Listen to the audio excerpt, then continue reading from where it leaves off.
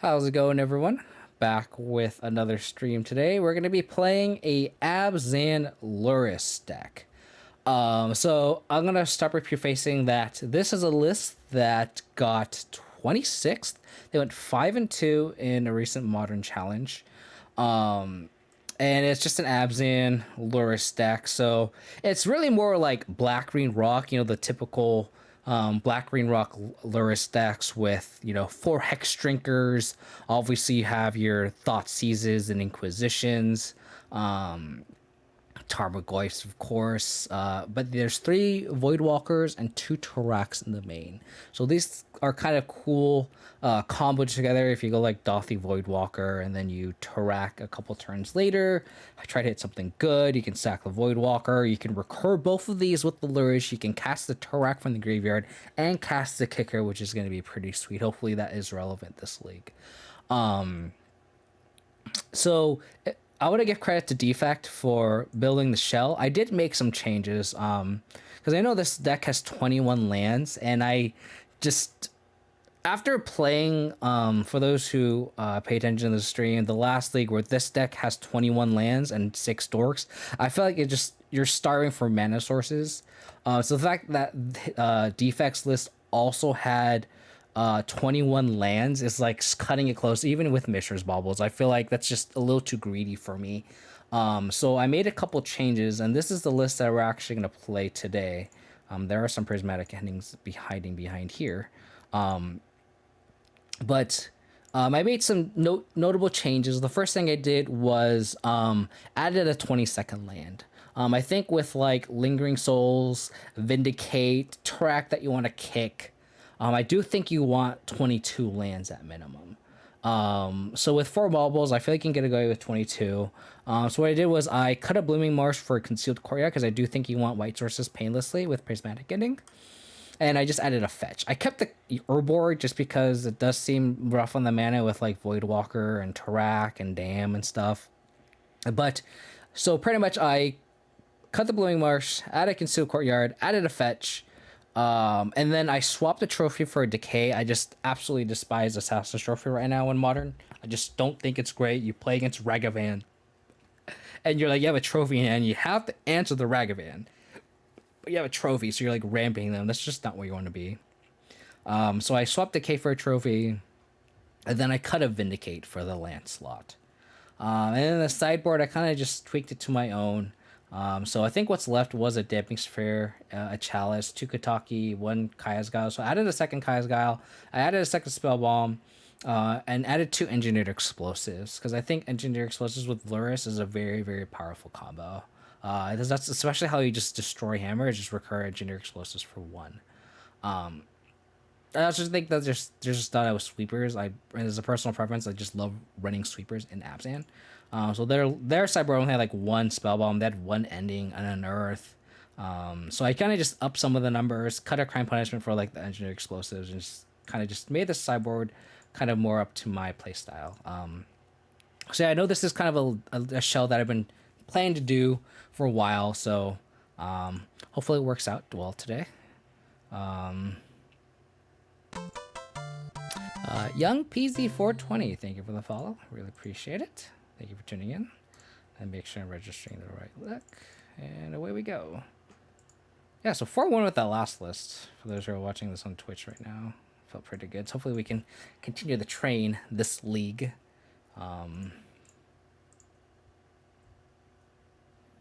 See how this feels. It's going to definitely be a weird shift going back to a discard deck. For those who are watching this on Twitch right now. But I definitely love my discard spells. Another thing I do wanted to have on my to-do list is to finally play a Grief deck. I know people have been playing Grief with Ephemerate and Solitude and stuff, so I do want to try out off Orzhov as well. With like Grief, Solitude, Ephemerate, Malakir Rebirth. One of my mods, Exotheris, went 4-0 at his FNM with an Orzhov build I do want to try. I think I like his build the best out of the ones I've seen online, because there are definitely a lot of Orzhov shells, like a lot of different ones. Like you kind of go a little bit more all in on the flicker effects with ephemerate. Someone's a little bit more mid range, like Liliana, Lingering Souls. So there's a lot of like customization you can do with the Orzhov shells that I do kind of want to try as well. It's just the fact that I just don't have enough time to try everything. Like this, we played the Coco list last stream or last YouTube video if you guys watching the YouTube, and it's like this is a lot of fun. We're switching gears to this list now. I want to try Mardu. I want to try Orzhov. So for those who are tuning in, expect quite a bit of a variety than the usual. I know usually I just stream like this typical Abzan list that I like and that I fine tune. But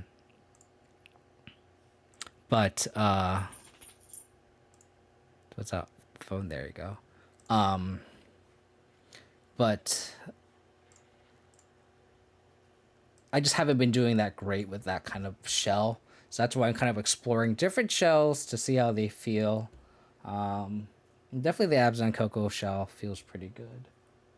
I think my dog might need to be taken out, unfortunately. Can you hold it for one match, Dolly?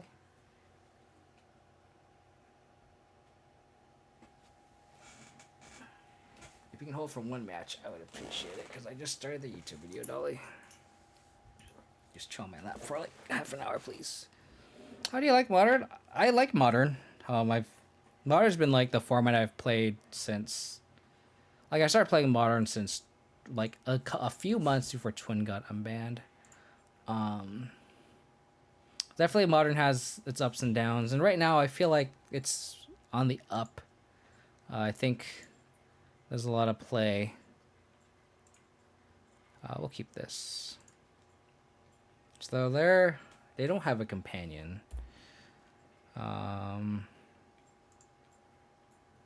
Okay. Push. Basic forest. I kind of just want to push this. Pillage. Oh yeah, we're 100% pushing this. We are kind of cold to Blood Moon though. Hex Drinker. Okay, that's good. Hex Drinker's a good draw because we can Inquisition and play Hex Drinker. Ooh, they red in 6. That's not great. Okay. Don't red in 6. Damn it. So now we can't play this. Oh, okay. Never mind. So we need to take a Blood Moon here, essentially. If they have a Blood Moon, otherwise just take the Pillage. Yeah, we just have to take the Blood Moon here, unfortunately. Dolly, stop licking, please. Yeah, we just have to take the Blood Moon. So we're against Ponza. Yes. Play X Drinker. Next turn we go Scoos, flying to Retarac. Hopefully that's enough. Yeah, they'll probably just Pillage here. Which is okay. We just go Scoos again. Yeah. Yeah, that's fine. So they have Spyro in hand. Okay. Ooh, that's a good draw, actually, because we can play Scoos, and now we can just actually ignore Blood Moon, I think. So attack here. Hopefully they don't have Fury. Dolly, sit, please. So this plays around Blood Moon here. And like, if they just slam Blood Moon, next turn I don't mind just leveling this guy up and just attacking. So they have Spyro mana here. They can also Fury, which would be absolutely disgusting. Dash with Ragavan. We're gonna block. Because I don't want them to get a treasure and then cast Seasoned Pyromancer. They don't have enough red. So I think this is actually worth block. Yeah, we're trying out different decks, Roundsley. Discard spell. Hex Drinker.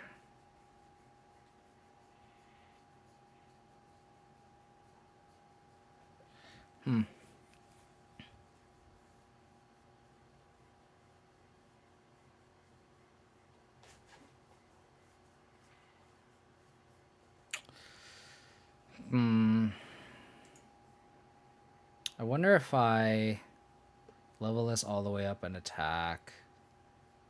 And the next turn I can Tarak.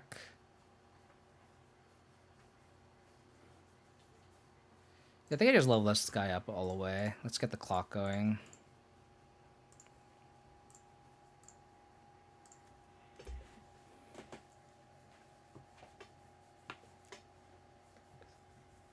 Oh, Hexy, yeah.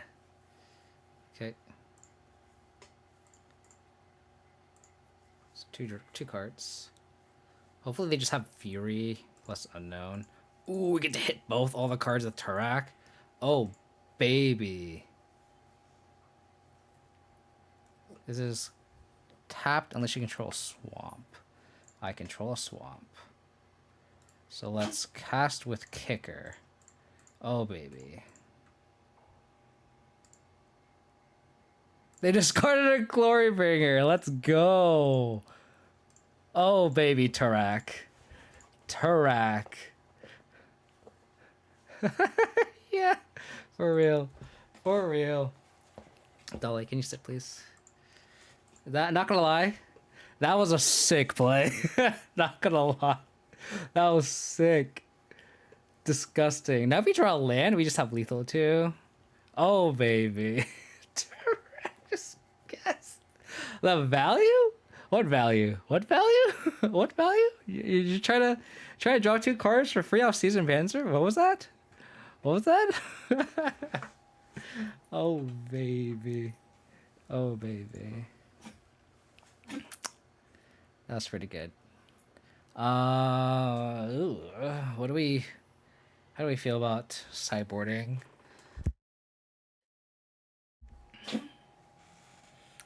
I think the only card that I really care for is like engineered explosives. Oh my god, Dolly. Stop. Hold on. It's all Singer, him, the Tarak. Yeah. Not gonna lie, I was definitely on board with that Tarak play.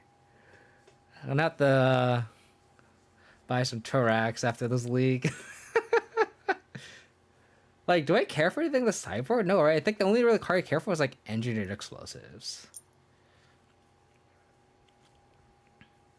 Just to like blow up ones, like blow up Arbor Elf, Utopia Sprawls, and like monkeys. Like E against them, that game would have been amazing because they had 2 Sprawls in play.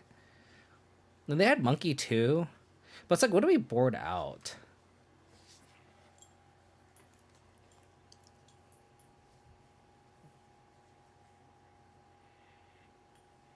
Like, it's kind of awkward because like against Ponza, like we just I tend to like just submit the same 60. Like Vindicate's fine, Prismatic Ending is fine. Like Lingering Souls is okay. Like, is it awkward just to submit the same 60? Like, I don't see why not. Like, I feel like there's no way we don't, like, there's no way, like, there's no bad cards. Oh god, my moto just... Yeah, let's just, I'm just gonna submit. Like, because I feel like EE is also just, like, our 61st and 62nd best card, right?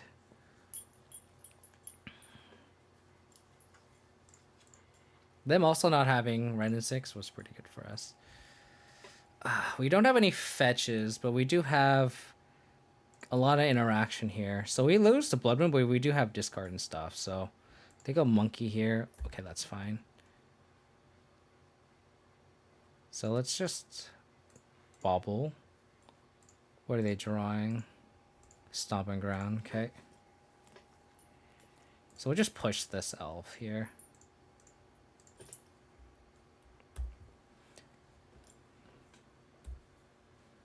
We need to draw fetches so we don't get Blood Moon here. They have Ren and 6, that sucks, but... Okay, so they have a Stomping Ground in hand. Okay. That's awkward because... Thothy Voidwalker. I think we just have to Thoughtseize here. We can't, like, let them Blood Moon us.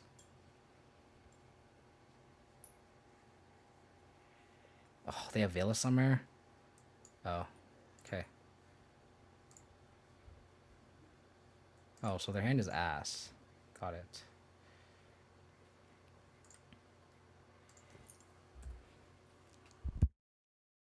Now they're just gonna slam a Blood Moon on me, and I'm gonna be very sad.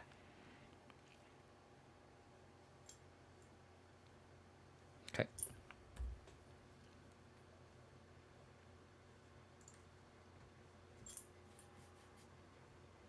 Okay. I'm gonna play that fetch. I think they're just playing bad. I don't know why they wouldn't Blood Moon us. We're like a nice, juicy Blood Moon target deck, you know? Yeah, I think I'm gonna play this just to... I could also get Lurrus. Put Lurrus in hand. That's what that might be what I do. I might go Lingering Souls next turn. And then just to like block. Oh god, they're gonna Blood Moon main, aren't they? Arbor Elf. Okay. Nice hit.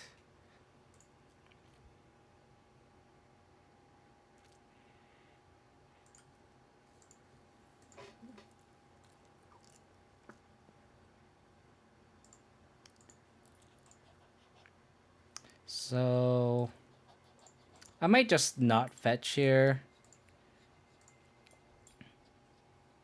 Inquisition.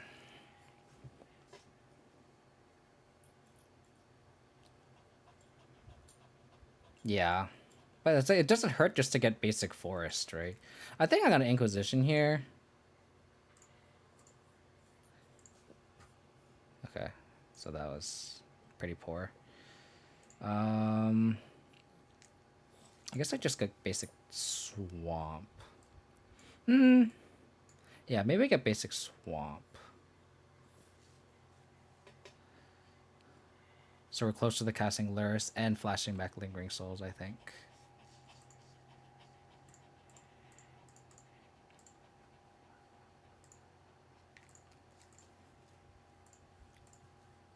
So what's the attack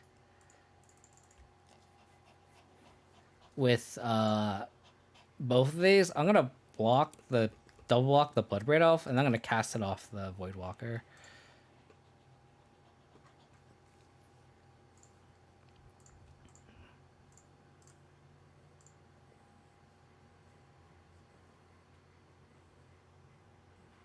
Because they have that bolt for the... If they remove for this Voidwalker, they have a remove for the Voidwalker. Like, this is how we're coming back. Like, we're just under a lot of pressure. We need to, like, kind of hit the nut with this.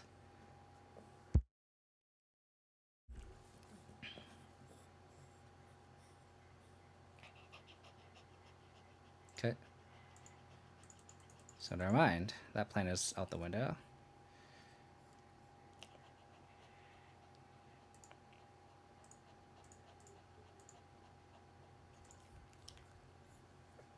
We're just not drawing anything.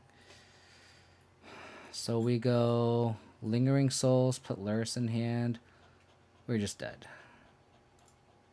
We just flooded that game. Ah, so close. We needed that next turn. Or this turn, sorry. Like, we couldn't even, like, empty our hand out for castle because we just kept drawing lands. It's okay. The matchup's also just really tough on the draw, too.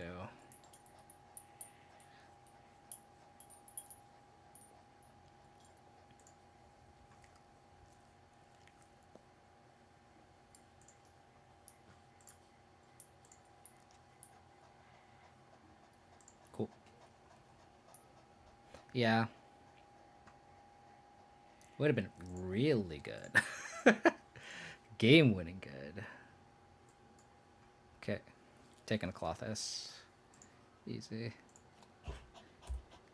I guess we could have, like, prismatic endinged it. But, like, this just lines up better. Tarmor God.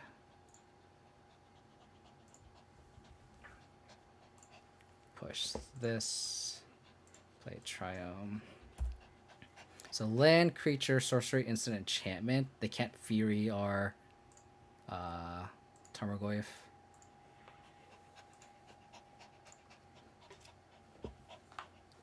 That's a good draw. We just not called the Blood Moon anymore. So they need to go Fury, pitch card plus Bolt. Stop, Dolly. Sit. Clothis. Okay. It's a nice prismatic ending target. Yeah. But they might have to. I think I'm okay drawing here. Okay. Got a forest here. Not gonna lie. Prismatic ending, pretty fucking good here. Not being just so cold the cloth is pretty decent.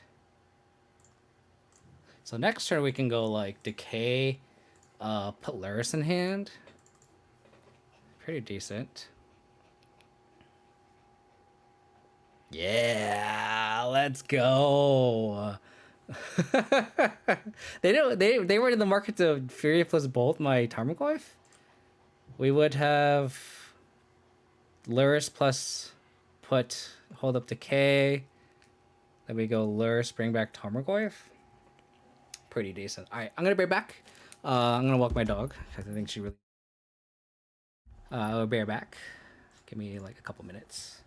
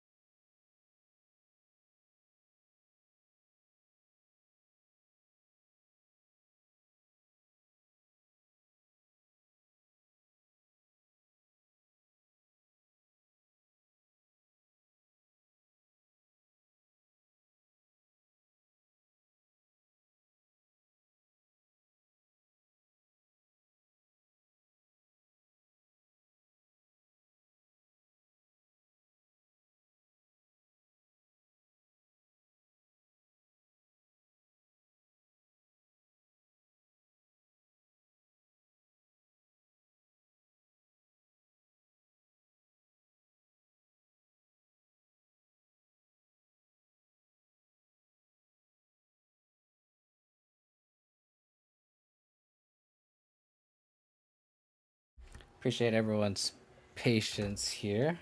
That was a sweet match. I'm not gonna lie, that Turak game 1, that was pretty sick. That Turak game 1, run afoul. I know that card's been like pretty popular in like green sideboards. Like just to answer like Murktide. I don't think this deck needs it. We have like a Damn, 2 Vindicates, and Kai's Guiles. And a Blood Chief's Thirst. I forgot to mention that in the deck tech too. Like, a Blood Chief's Thirst makes sense in this deck. Like, I normally don't really care for it, but like in the meta right now, we can answer like, you know, Darcy, Monkey, Ren and 6. So just this is just like another like kind of like prismatic ending S card. That like the thing about like this does like Murktide doesn't dodge Blood Chief's Thirst, so that's kind of why I like this card specifically. So. Interesting. Oh, it does. It does. That is interesting. That makes sense. It also like answers Inkmoth too, right? So like I could see that card being like in the right meta. Let me look at what the art is. Topo art seems good meta too. Like Topo art is actually in this list. That top 8 of the challenge. I just don't really care for Topo art right now. I don't think it's that necessary. Like I just haven't seen that many elementals. And even then I just don't think it's that great. Yeah. I think it's only for elementals, and I just there's a lot of results like in the high events, but it's like I just don't think it's that popular in like the league meta. This is pretty sweet art though. What's the OG art? Is the OG art just an Ixalan? Yes, I would like to go first. Yes, I like to be a Lurrus. Solid.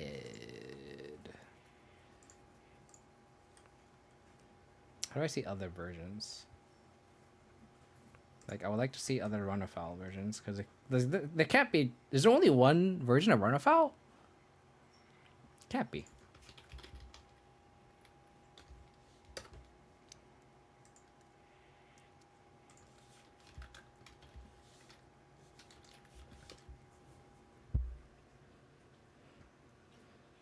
Or is this like a Jund deck?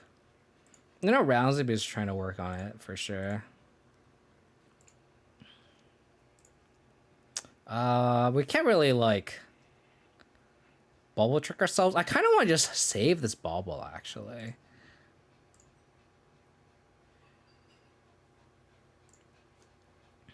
No, we're actually gonna like. We're gonna bubble them on their upkeep. Because if we end up drawing a card, like if we really need a card, we want it now. Like I don't know if we need like a discard spell or something. So let's upkeep bubble them. Oh, we're against Merfolk. Chalice on 0. Interesting. Interesting.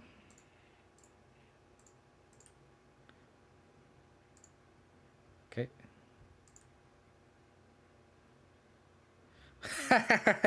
Are we just gonna like go all in on these hex shrinkers? Just like triple hex shrinker. It's really funny.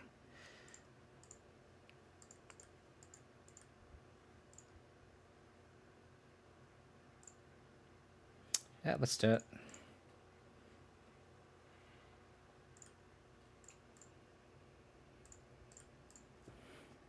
Should have put the chalice on 1, huh? I wouldn't be surprised if they did that though. If they put a chalice on 1 here, but then like they just died on our board, which is really funny.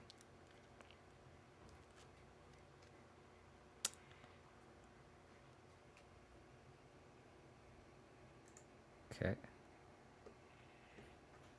Don't think that matters.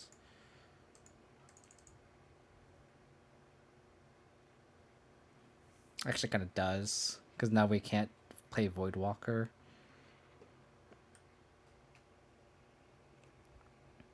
I think we just attack all, right? Like, they're trying to, like, tax our mana. I don't mind just, like, attacking all and then just put a Lurrus in hand.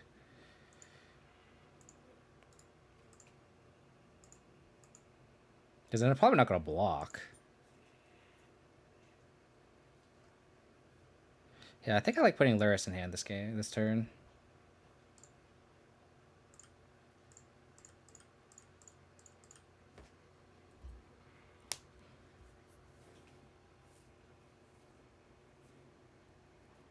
I don't think so.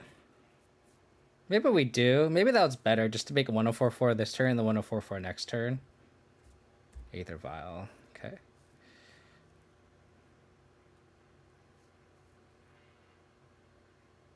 Put a Chalice on one? Oh, okay. Sure.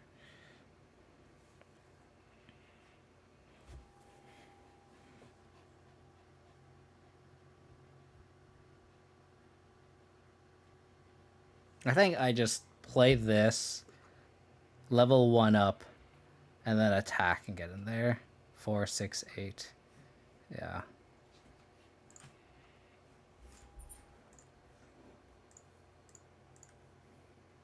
How's it going, boys and late? Hope you're doing well, buddy.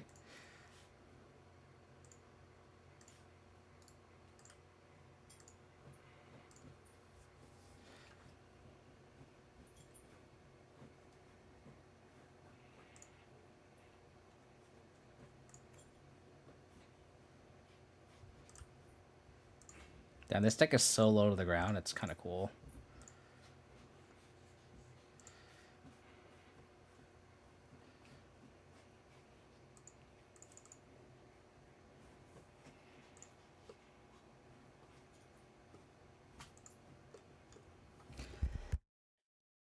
Just triple Hex Shrinker, just getting in there. Just Hex Shrinker. Hex Shrinker, Hex Shrinker.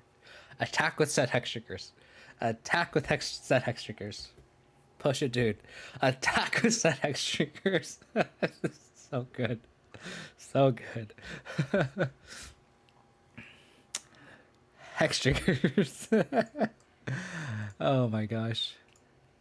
I don't know if chalicing on 0 again was correct there on their end, honestly. So, EE is obviously very good here. I think we just sport out the Thoughtseizes.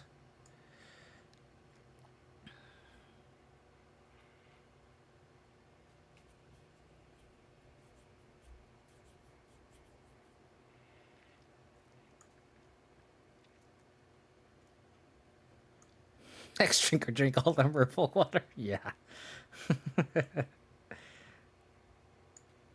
Yeah, I think we just board like that, right?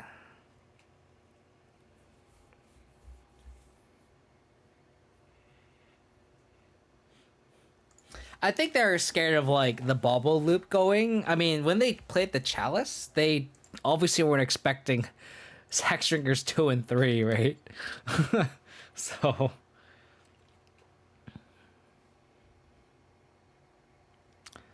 this is kind of an interesting hand where it's like, do we lead on if they go turn 1 Aether Vial, do we lead on ending to destroy it?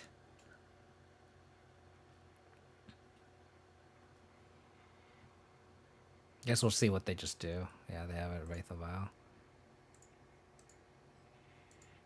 I kind of just want to ending that.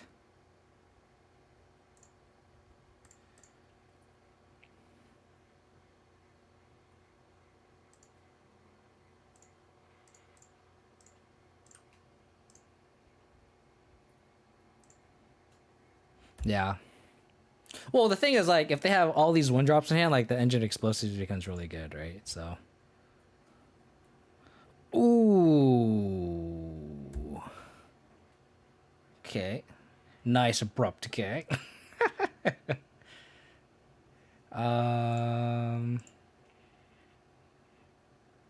They can also just egg E on 0 too. I think we just slam a Goyf here.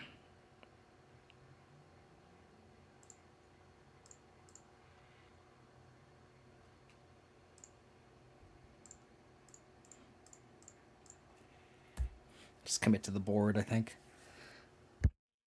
If we can get ahead on board, that's kind of where we want to be, right? And then we can always just like decay this next turn. Okay. They have a master revealed. Okay.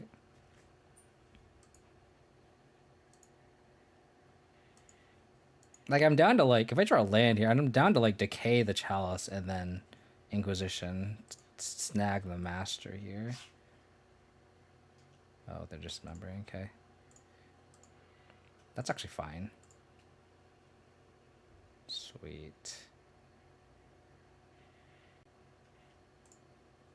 Yeah, I think I'm in the market to like decay the chalice and then Inquisition because I think we got to decay this anyway. Might as well cash in the discard spell while they have cards in hand. Decay this. Inquisition here. Ooh, Sylvain. So I kind of want to. I guess we just take the Sylvain. Hopefully we draw a land and we go Eon 2 and kill everything.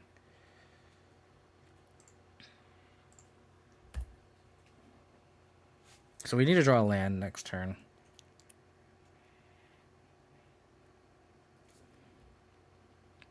Okay. Please. One time.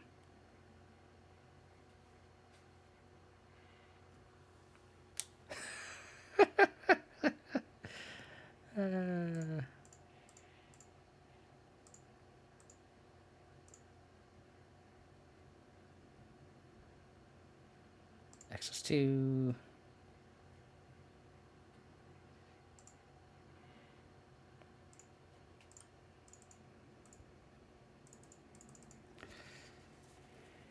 The thing that sucks is they do get in with a Mutavault. And they could just easily rebuild the board here. So, like, we're not out of the woods yet, actually.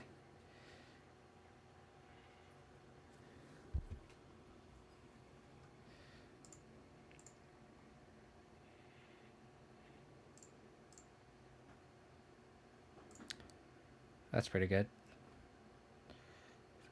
Does the opponent have PTSD from last game? Do they have force here? They can't even cast the force. I guess they could if they could pitch something, but...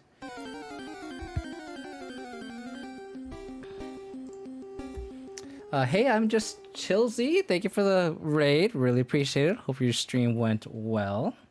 Thank you for the spreading the love here. Why not upgrade the snake? I kind of want to play the Lingering Souls. Because, like, I also don't, like, they just drew a card and then passed. I don't want them to, like, dismember. Like, then they just, like, takes up a whole turn, right? I'm gonna double block here. If they, like, dismember here, it's like, sure.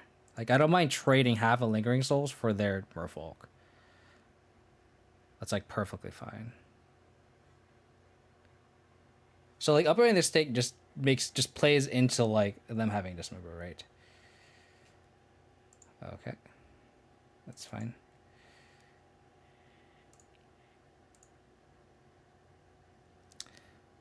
Okay.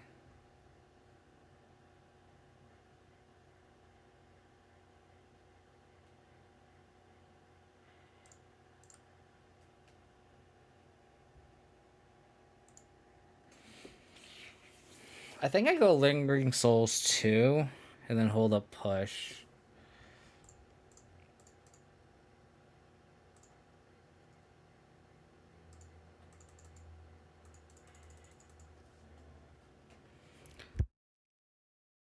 Opponent just refuses to draw lands, though. They're just refusing to draw lands. Okay. They did want to... Huh, interesting.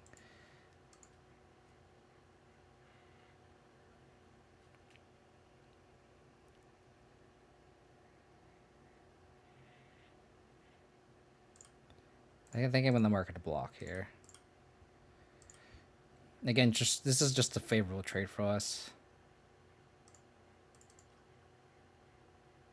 Thoughtseize. What could be in their hand?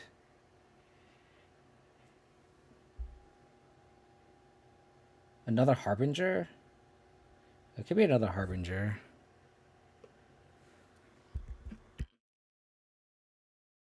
I think I just want to... I think we Thoughtseize here. Oh, wow. That was a great hit. I think we just upgrade Hex Drinker here. Play around Dismember. I don't think we attack yet because they have Immutable in play. So...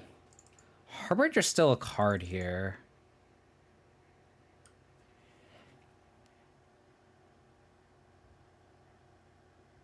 I think I wait to attack here. I want to play around Harbinger.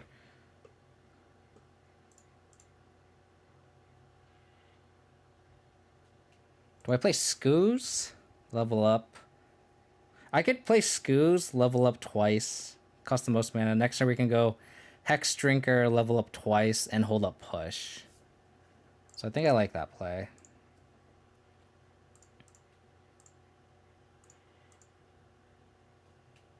We can't gain life on Scoos. We're actually stuck on green mana here. So I'm just not gonna attack. So next turn we can like level up Hex Drinker again, like I said. And then we could. That's also a good play. Interesting.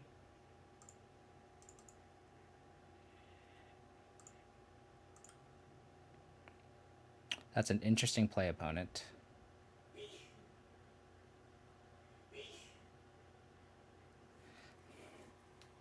Alright, with that draw, I kind of just want to Vindicate the Beautiful, push the Lord, and attack. Then we have 6 plus 9 is 17. So we have lethal next turn. Right? So 6 plus 9 is 17. Yeah, we just do that play.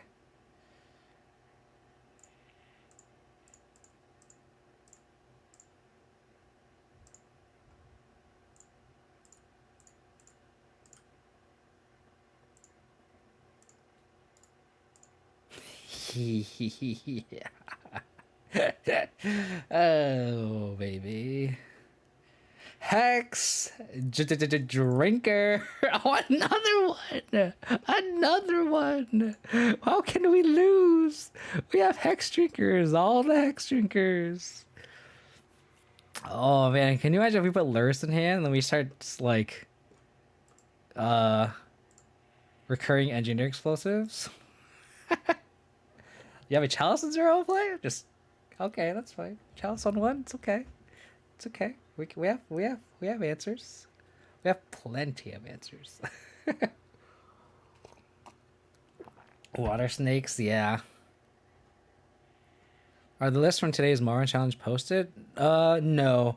I think it's like Saturday's challenge results gets posted like Sunday morning, and then Sunday's challenges gets posted Monday morning. So the challenge results aren't up yet. This list feels fantastic, man. Not gonna lie, this list feels fantastic. Another Lurrus deck. Depending on the kind of Lurrus deck, this hand's pretty bad. I think we're gonna mulligan this, especially on the draw. I think we want a lot more interaction, like this. This hand's a lot better. I think I just bought him a fetch, I think. Yeah, I think I bought him a fetch. Like against like Monkey, this hand just so much. We don't just auto die to Monkey here. Okay.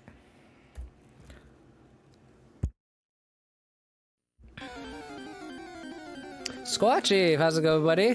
Thank you for the raid. Hope your stream went well.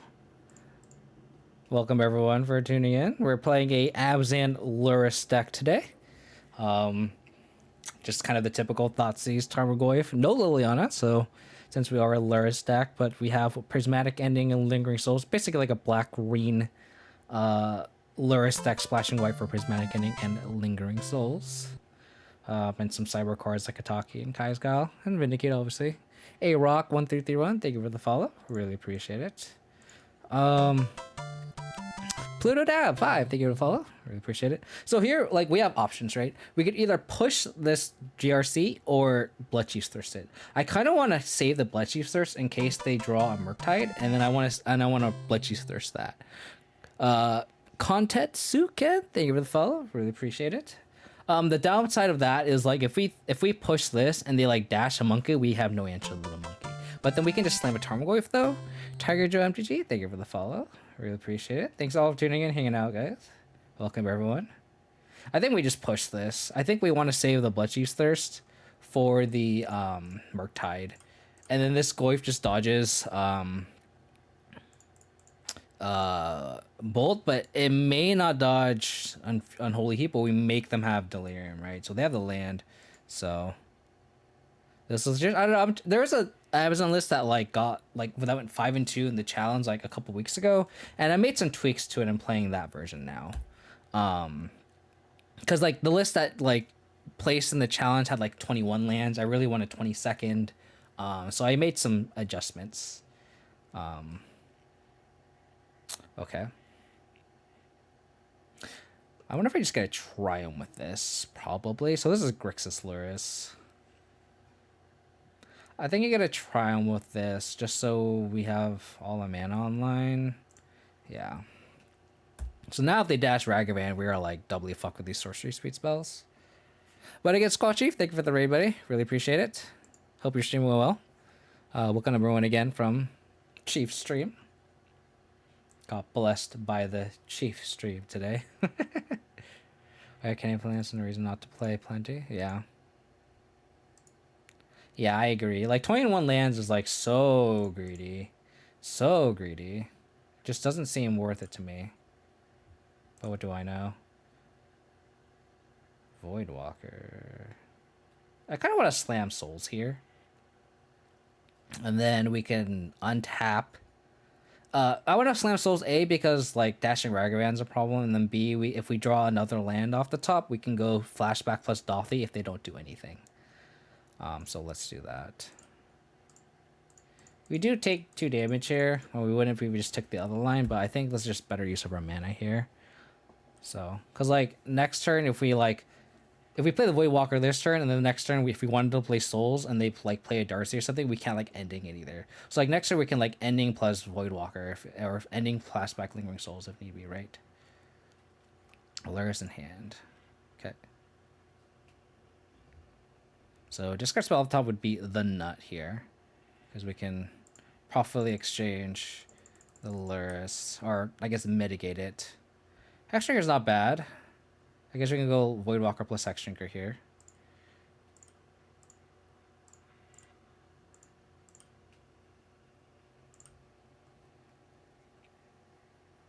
Yep, so we'll slam a Voidwalker, I think. We could also just flashback Lingering Souls, too.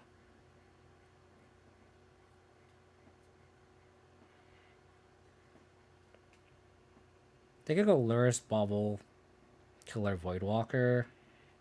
But then they also just have to deal with the Hexdrinker too, right? Yeah. Voidwalker does not get rid of the Darcy. Like, whatever's in the graveyard stays there.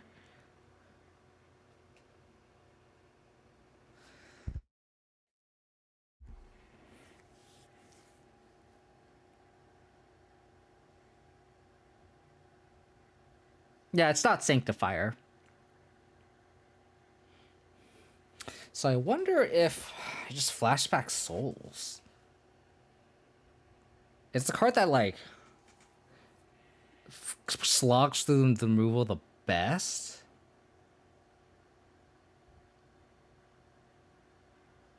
Like, we kind of just want to end the game.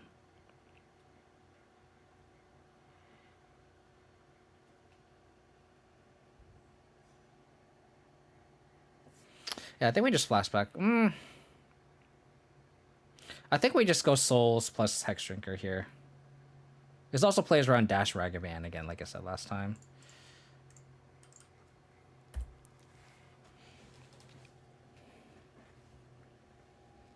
They don't know we drew Prismatic Ending either. So, with the information that they have, if we don't draw a fourth land, we don't answer this. We can't answer this Lurrus. Verdant Catacombs. So what's this hand we revealed? So they could Lurrus plus Darcy, a Bull Tincture, which is fine. Okay, they're not Lurrus plus Darcying. Did they fuck up? Did they fuck up? Oh, okay. That's fine. They played a land, right? They played Pluvital, yeah. So they're not holding up Counterspell. They could be holding up Force, but... Oh, they're Thought Seizing. Okay. So we need to draw a land for those Blood Chasers. They're probably going to take the Prismatic Ending, right? Come on, land. Land would be so good. Untap land one time. One time, please.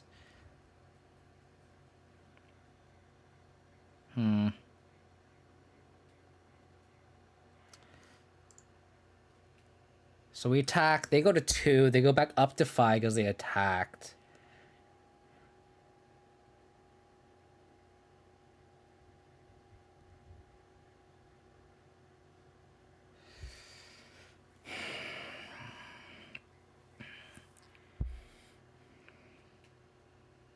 They go to 2 back up to 5.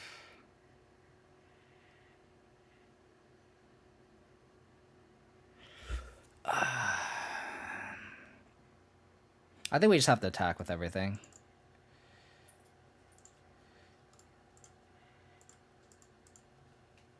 I really wish this Bloodchief was a Fatal Push. That'd be so clean here. This is why I don't like Bloodchief's Thirst. For spots like these. We also just present lethal too. What are they drawing? Bobble. Okay. A lot of redraws here.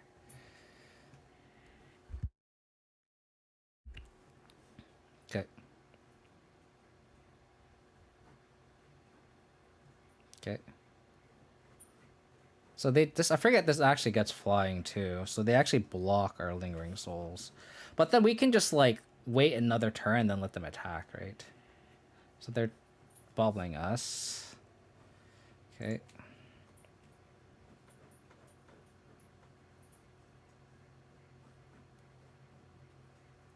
So we have 2 draws. Hopefully hopefully they don't have Counterspell. Oh, god damn it.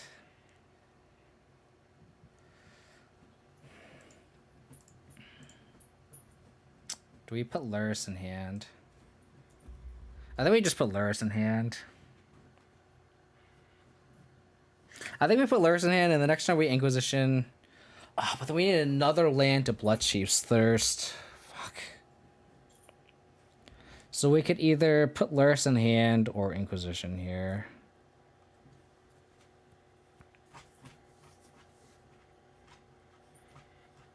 God, I hate Bloodchief's Thirst so much. Like, this is why I hate this card. Because there's like spots like these where it's just like, god damn it. Yeah, I think I put Lurrus in hand too. Killing Darcy doesn't do anything.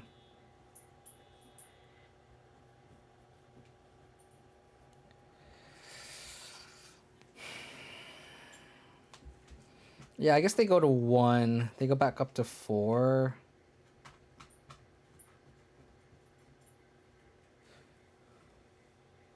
Yeah.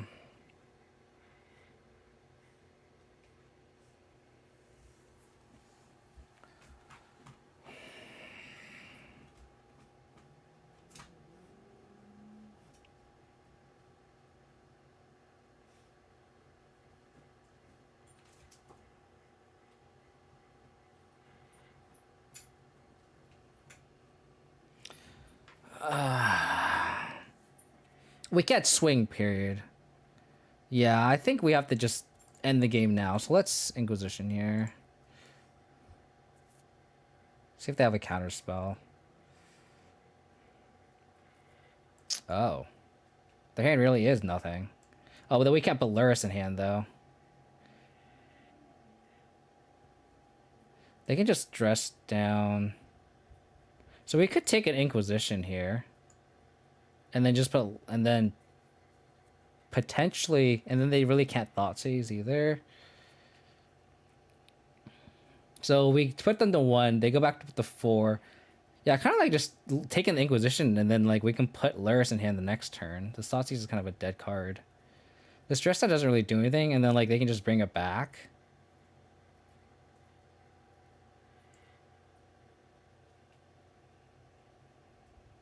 I guess they wouldn't want to dress down anyway.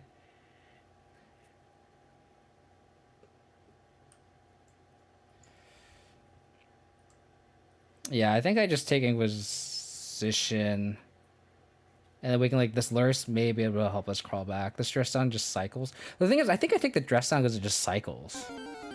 I think I take the dress down just because it cycles. How's it going, HV? Thank you for the raid, buddy. I saw you're playing some Burn. I was kind of lurking a little bit. Hope your stream went well.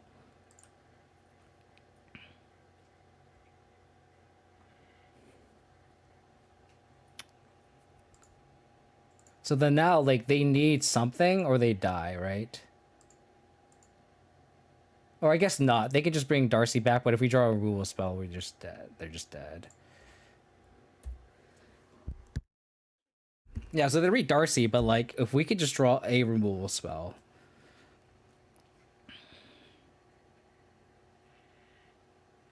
I think this is our only way we win.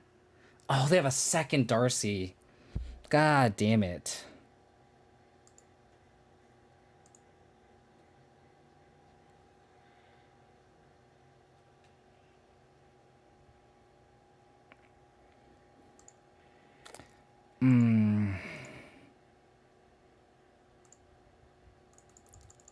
Damn it. God, I hate Bletchy's Thirst so much. Like, I'm cutting this card so fast. I hate this card. I know people were like really, really high on this when it first got spoiled, and I like this, like games like this, like games like these are just like, I lose because I have literal Bletchy's Thirst. And I get there's situations where like this is really good, like against Ren and 6 and stuff, but like we have Prismatic Ending already. I hate this card. If this is a Fatal Push, we win this game easy. Like, we push this, and we actually have this board state, and they don't recur Lurrus. Or recur Darcy's, right? How do we win this game? Yeah, we have Ren. It's like, 4 mana to try to kill Murktide is just dumb. I don't think we have a way out of this. Yeah, I like so many other cards over this Bletchy's Thirst. It could be a push, a pending, even another decay. Like, those are just way better.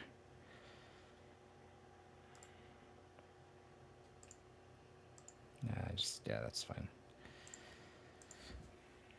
I just hate Bletchy's Thirst so much. It's people are just like always ask, like always like, I remember there's a time like after it was printed, like every stream someone would be like, you should play this card. It's like the card is awful. And I like kept it just because I think it's better position now than it was when it first printed, and even then I think this just proves that it's just not good. I think we want all these cards. Probably just burn all the discard spells. They I think maybe an Veil of Summer is actually not bad either because they have Drown. I think I like Veil in this matchup, right?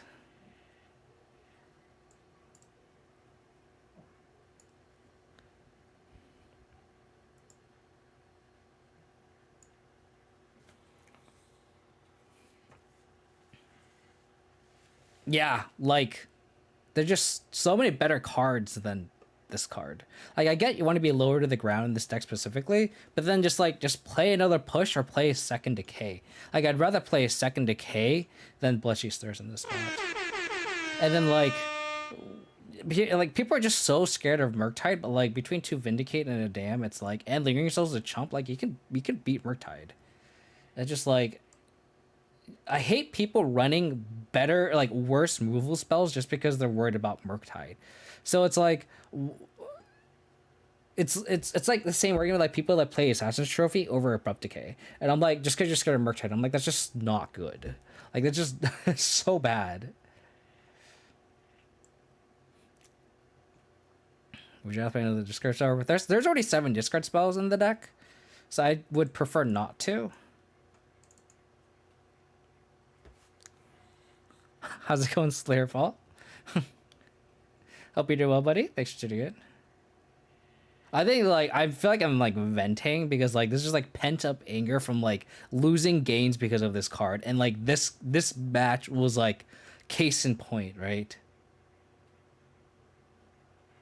Veil is it's interesting because of like Drown the Luck, right? Like being able to like go like Lurrus Protect with a Veil of Summer is like pretty good, and they have discard spells as well, right? I think I'm okay with like trimming a Vindicate, because like they don't have Murktide, so it's like really scared of Lurrus, which all of our removals will tag anyway. It's just like really clunky. This is a list that I kind of adapted from a challenge list. So there's a list that like went like 5 and 2, and I like made slight tweaks to it. Like I added a 20-second land, I cut a Vindicate, stuff like that. Stuff like my minor stuff. But I kept like the foundation of the deck. So like I kept Blood Chasers, but I definitely don't like that card, as you could probably tell. But like you play a list and then you make changes and then you tweak and you tune, right? So do note that I am also 5 minutes behind time, so I do have to play a little bit quickly. Chalice in this matchup? It might be, but we also have a lot of ones too. We have pushes, I guess we brought out our discard spells, but interesting. They just fetch shock. They're gonna just bolt my Hex Drinker. Yeah, that's fine. Yeah, that's fine.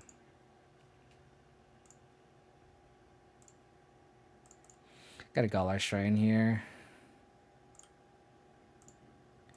Got a Voidwalker down.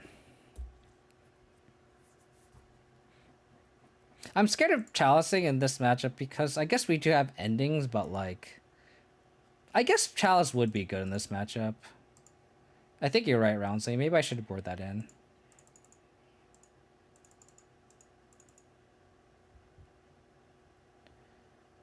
Is it worth 2 damage to just put Lurrus in hand?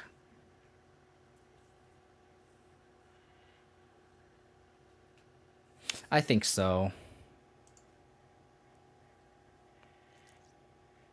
I can't like not do anything. Like we can't pending anything, we can't push anything. But we're definitely not gonna cast this Lurrus next turn. So they're on a Death Shadow list if they just fetch Shocked. So not necessarily, not against a Lurrus, opposing Lurrus deck with like a lot of value cards themselves, right? Death Shadow, you got it.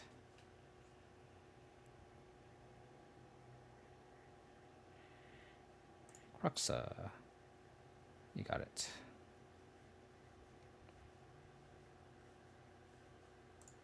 I might just discard the EE here.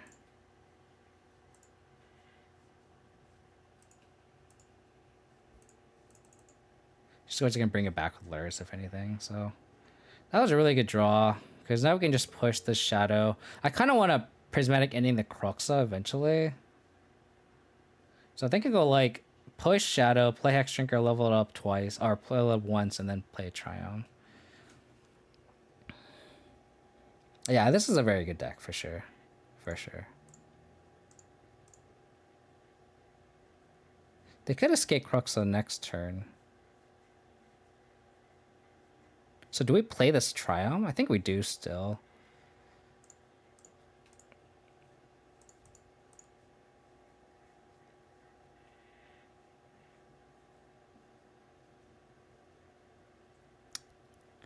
Do we play this Triumph? Awkwardly, I feel like the answer is no. They escape Cruxa here.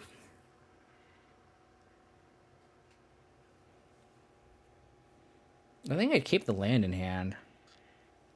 Just in case they... Oh, no, I can. It's turn 4. Are you saying like I shouldn't play the Triumph, or like I literally can't? Because it's turn 4, so I can't play the Triumph. But I don't think I should. The thing is, like, the mana next turn off Lurrus would be so good.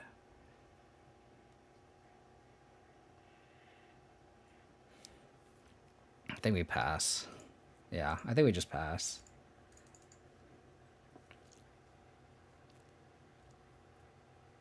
Yep. Yep. So we got rewarded. So here, if we draw a land, we can prismatic ending the Croxa and level up a Hexdrinker to 4/4, and we are just in a really good spot. Unfortunate.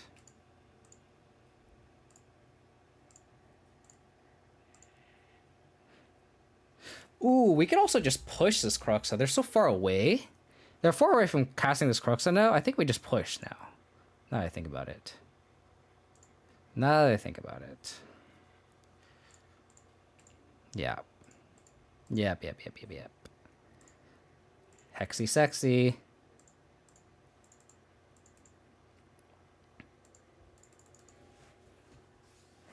So next turn, if we draw land... Interesting that they bobbled there.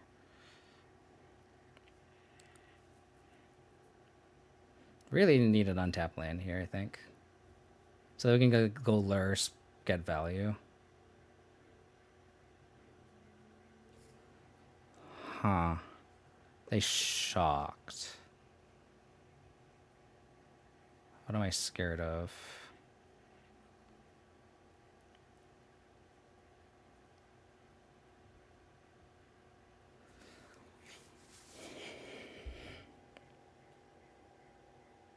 Drown.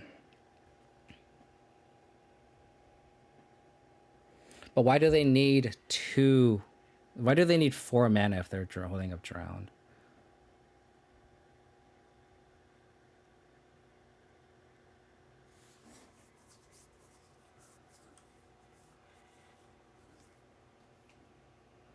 I think we just attack first.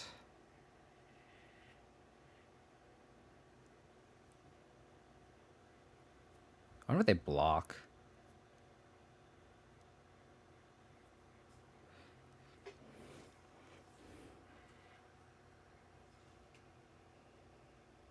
Dress Down's a good one. So they can go Dress Down plus Drown. Yeah. So I guess we could just go Voidwalker. Bait the Drown.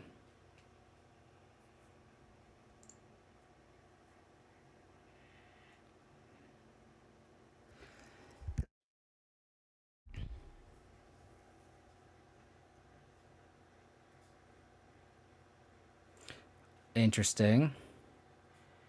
Yeah, I'm gonna ending it after this.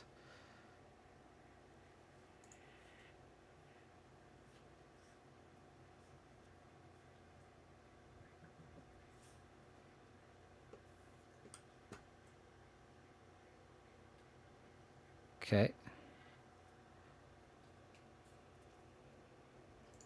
That's pretty good.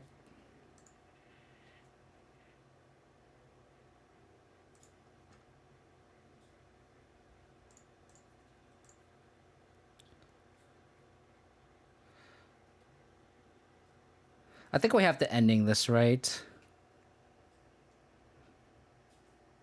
1, 2, 3, 4. So they can't escape Cruxa yet. So I think we prismatic ending this.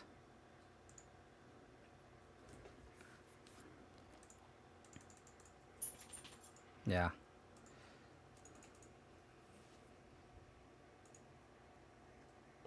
Wait, this doesn't get exiled? This should get exiled. What the hell? This should get exiled, right? Oh. Oh, Christ. Oh, that's not good. Oh, you're right. Just how it is so easy to like. Oh, damn it.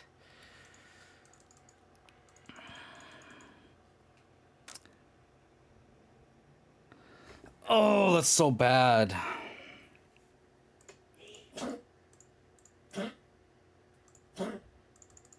God, that's so bad. Yeah, Dressed Out's so good. Like, just little things like that. Has a lot of text. We have to block here because they just escaped Croxa. God damn it.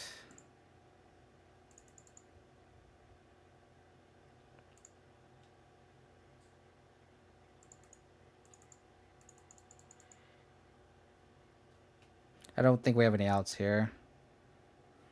Crux is nutty here. Oh man, dress down, huh?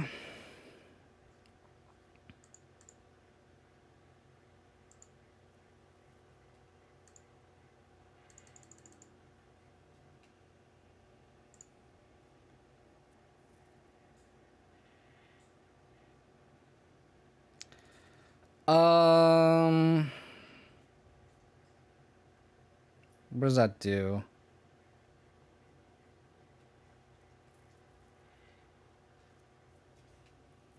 We make them sack.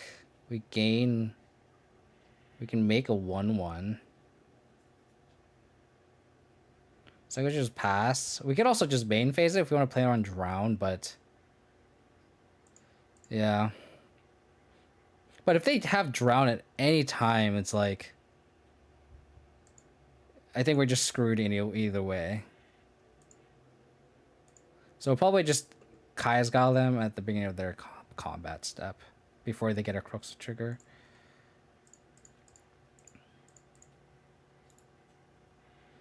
Probably sack, make a 1/1. They've played 1. I kind of want to make them sack and then not block. Like we have, and then we just have to top deck a removal spell, and hopefully we have to play to win, right? I think playing to win means I just take this. If they have Bolt, they have Bolt. We have to play to win. So we need to like draw either Prismatic Ending.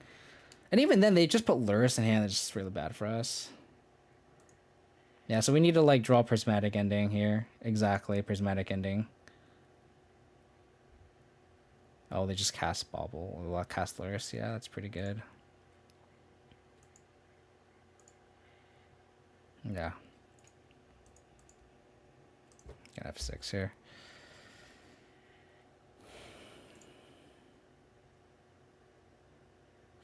I hate this card so much. Not that it would have done anything, but that's just like a kick in the nuts to draw that last card.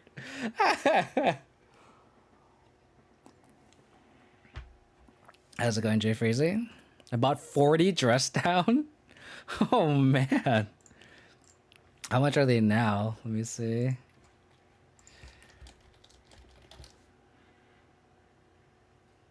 Oh, they're $5.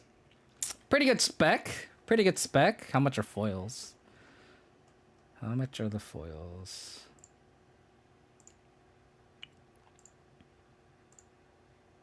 $13. Wow. That's kind of crazy. Unfortunate. If that was a fatal push that of game 1, we would have. I honestly think we would have won that game. Fortunate though. Unfortunate. I also wonder if like something like Esper Sentinel works in this deck too. Just makes me wonder. Probably not, because like Hex Trigger just like is an actual clock. And an actual viable win condition, while Esper Sentinel just kind of just sits there and does nothing. But we'll see.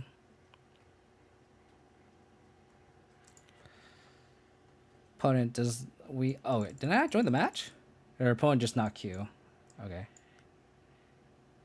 Yeah, our opponent just didn't enter the queue. Got it. It wasn't my end.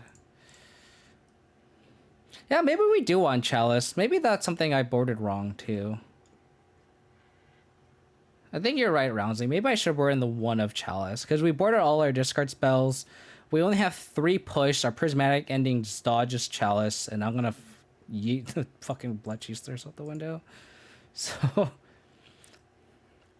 yeah, I think you're right. Maybe like I think the one change I would make to the list is adding Decay over the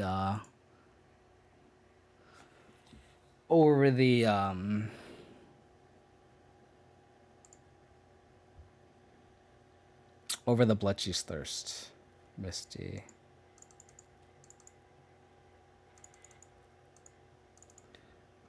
I don't know what they're up against here, so probably just get a Triome down.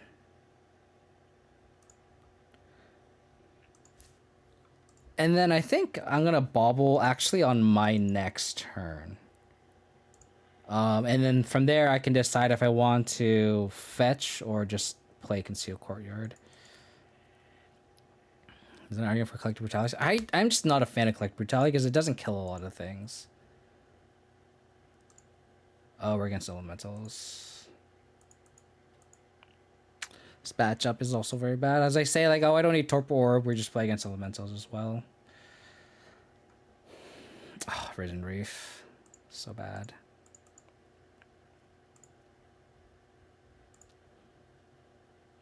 We need a discard spell. We reveal Verdant Catacombs. I don't think I want Verdant Catacombs.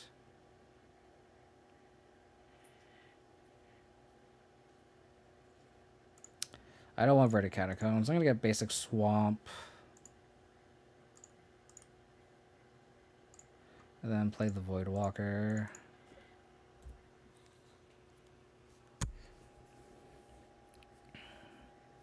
The Risen Reef here. And then we can ending it. The curve on this hand is yes, very, very good. So we can like Prismatic ending the Risen Reef. And then we can next turn track them. It seems pretty decent. I definitely like this kind of shell because like it's just so low to the ground. It being able to like just do a lot of things is kind of where we want to be, right, in Modern.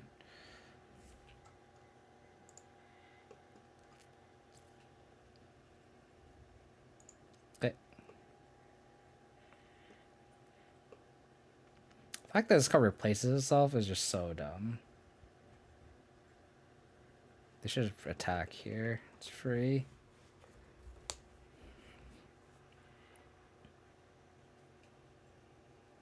I love Hexdrinker. I actually wrote an article about Hexdrinker like a couple years ago. I wonder if I can look it up.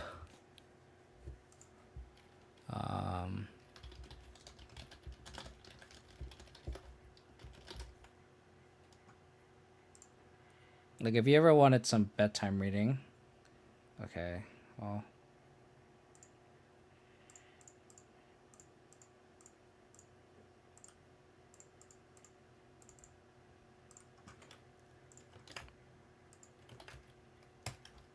I wrote this article about Hexdrinker that it's if you wanted some bedtime reading, this was when like people were like not on board with Hexdrinker when it got first got spoiled, and I was like the only one that liked Hexdrinker. And this was before like Lurrus came out, and like Lurrus kind of just made Hexdrinker really, really good. But like so it was like pre-Lurrus when I wrote this, before like Hexdrinker also spiked in price. Oh, okay. That's kind of cute, actually.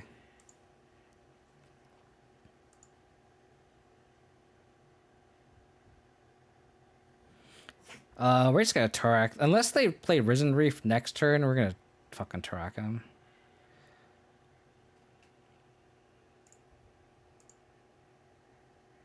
It's kind of cute how it replaces itself, though.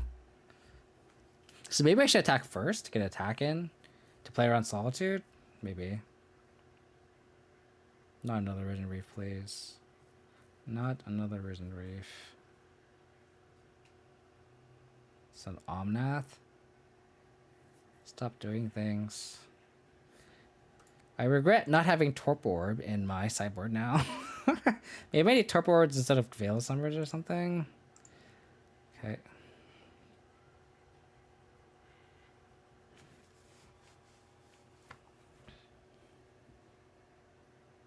They could play Omnath here, which is gross.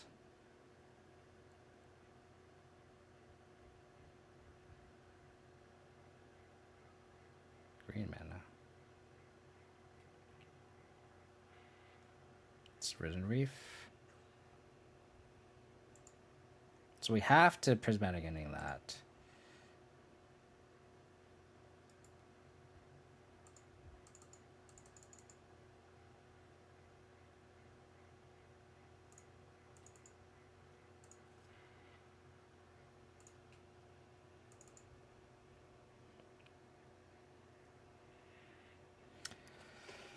That's a good draw.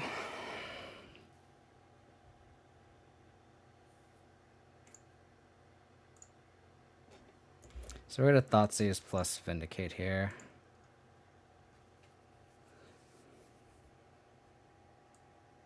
And then actually we can just kick Tarak. Fury.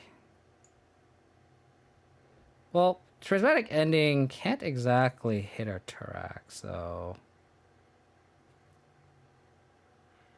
So I think we're going to take the Fury.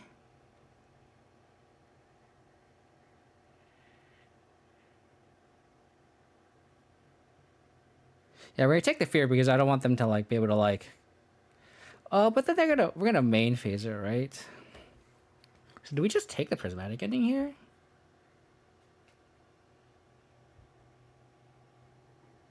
I think we just ride this track to victory, if anything. Yeah, so I think I just take a Fury here.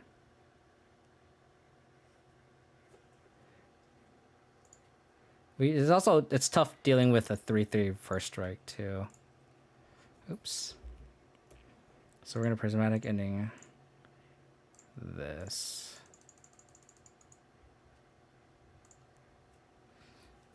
So Thoughtseize is a great draw there. Yeah.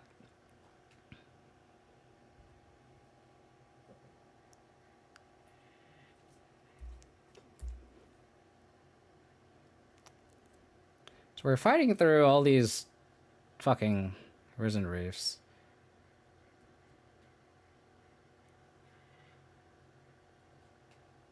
We could Vindicate his land. That's actually not a bad line.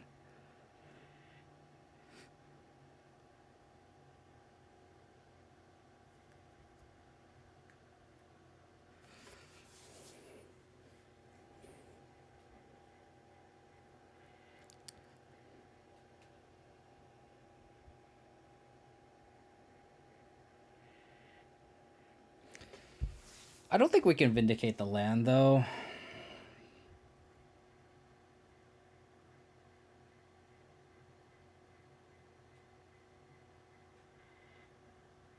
I think we have to save the Vindicate, because like once they top deck a Risen Reef, that's how we lose the game.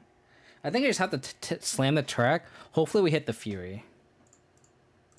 And then next turn we could go Lurrus, but we could also just Lurrus next turn too. So I think we're just going to Lurrus here. Or it's Tarak here. Hope to hit the Fury. And the worst case scenario, if they even do this, we can recur the Turk back.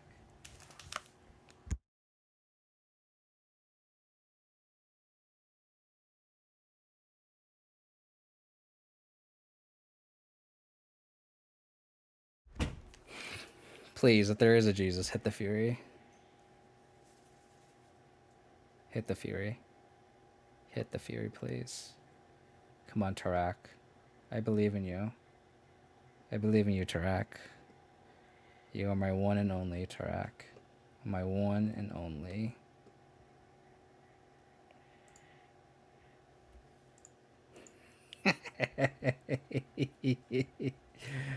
Oh, yes. Gotta play the land here.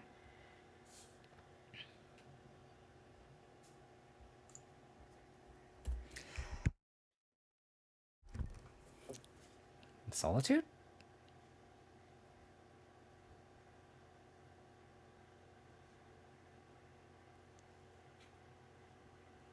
Pro-white. Pro-white.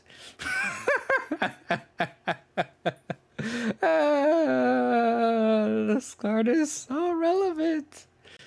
Oh, baby, let's go. Oh, don't Fury me. I'm gonna put Courier in hand. Oh. They can't bounce my Turok either. Wow, this pro white is just so relevant. Oh my goodness. Oh my goodness. This card is looking so good. Oh my. Oh, that's cute. That's cute.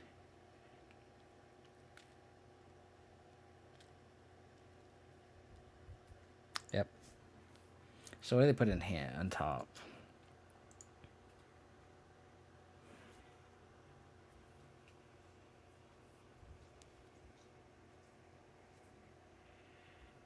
Reveals Fury.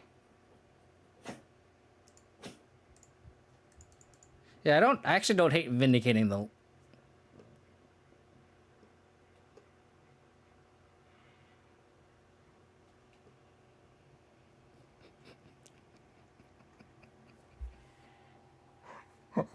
This isn't a flag, right? What is happening?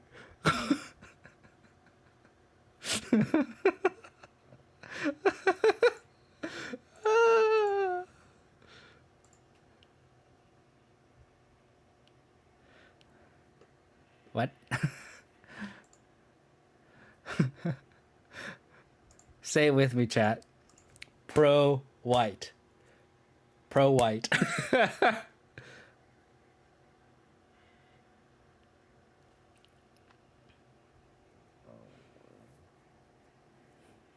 I think we attack Tarak, or attack the Teferi. I think we vindicate the land now here.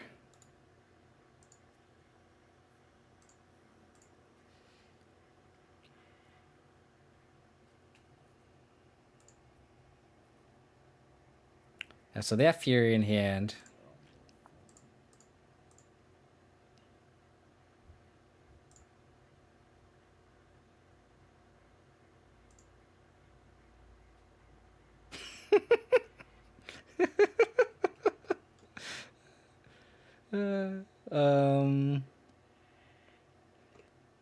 Swap and play. I have a swap. Just want to double check. You know, you can never be too sure with these things.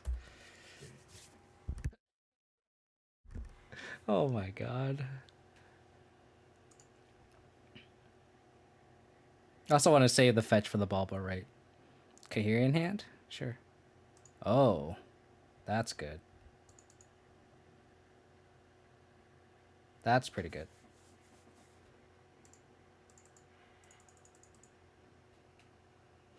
Removal spell, please. Decay, push. I'll even take a Bloodchief's Thirst. That does not count.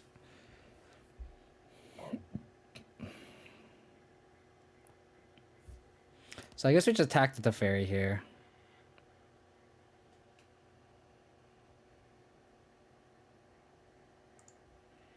Don't think they're gonna block.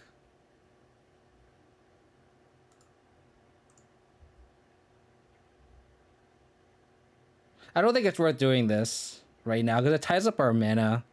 I'd rather... Yeah, maybe you're right. Maybe I should do that.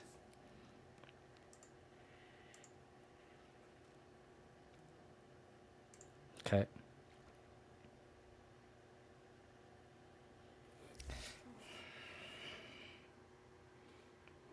Yeah, I think I cast the castle. I activate the castle now. I think that was actually the better line. Because if I draw Decay... So there's two lines here. I could go Lurrus, Bauble. Let me think. We can't Lurrus, Bauble, and then Castle Draw. We go Castle Draw, and then... if we draw a Rose Ball, we can kill the Risen Reef. If not... then we can just lure Spring Red Bauble anyway. So I think that's right. So let's... So the thing is, like, if we have a push, I think it's worth taking the extra damage here because I want to know if I draw push, and if I don't draw push, then I want to save the revolt trigger. So I actually think I actually take the 1 point here. just to make sure if I draw push, if I don't draw push, I can save the revolt. So I think I actually just take the 1 damage here.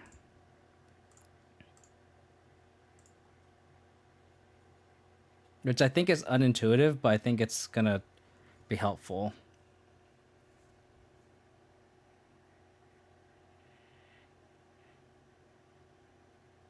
Yeah, but then I have to cast this Lurrus anyway, Roundsley. So and Martin, I did not play the land yet. Should we Thoughtseize the Fury?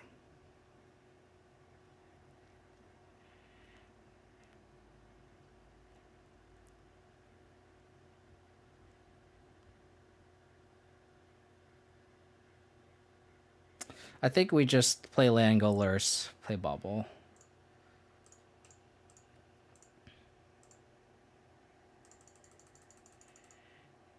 Yeah.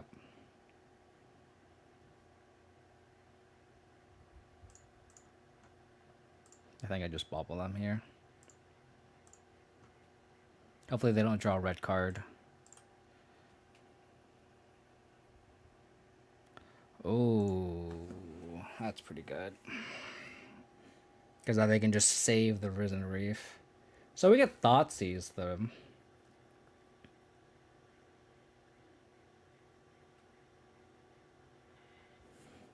Okay. So they have Fury Ephemerate. Okay. So now they could have red card. They don't.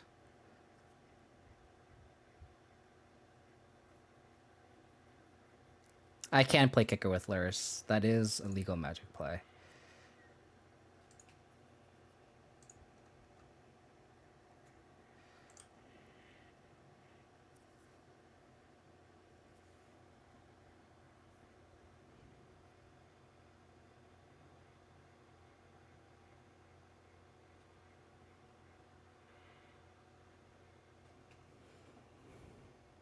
So we attack to Fairy.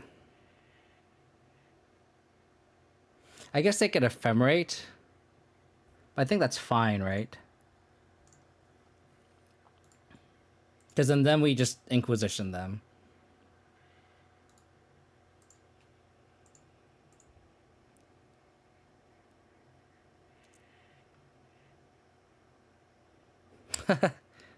Maybe.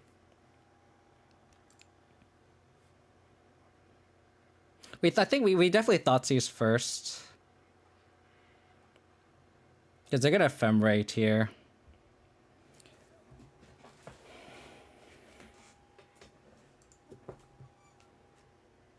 And then, like, we Thoughtseize Fury. I guess I should Inquisition first. Yeah, I should have played the discard spells first because that forces them to Ephemerate, right? Yeah. So that was actually a misplay on my end. Yeah, I agree. I definitely misplayed that. I should have Thoughtseize first because trying to take the Fury. Yeah.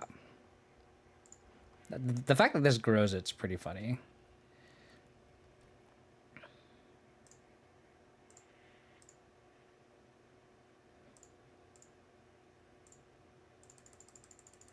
So I think we Bobble and then Bobble ourselves. Scavenging Ooze. Guess it's not bad.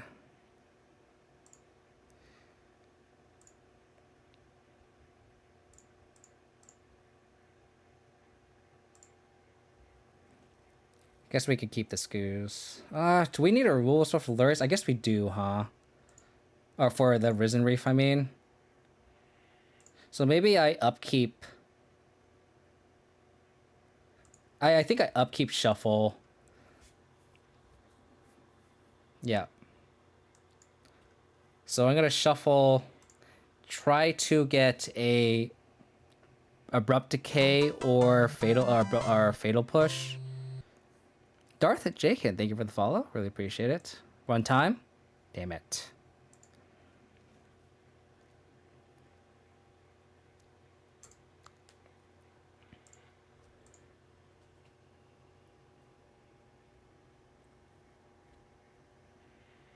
Okay. That's not bad. Them hitting a land's whatever.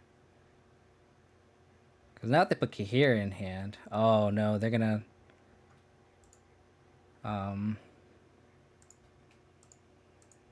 They're not going to put Kahir in hand. Interesting.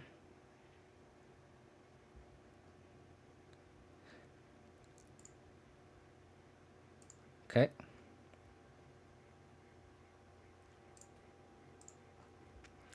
Thank you. Ooh, Fury. Push this.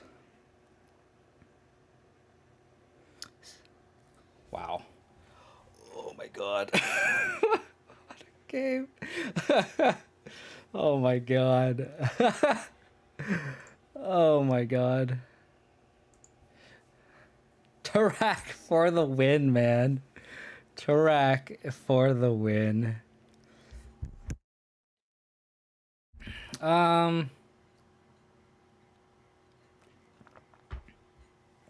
What do we not like here? Radley, nice redemption here.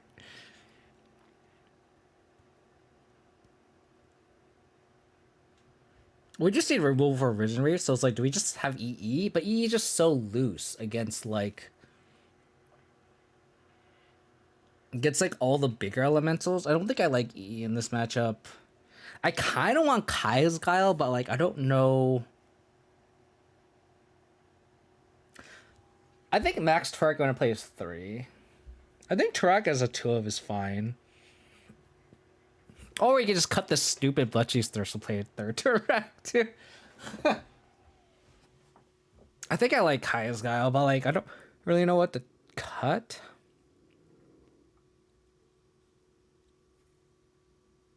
Voidmere is also a consideration. I think about Voidmere though is like I don't like if they're 2 for winning themselves to like Fury, like I'll totally take that, right? But then it also stops their ephemerates too. So maybe Voidmere is a consideration. Maybe we just borrow out the souls.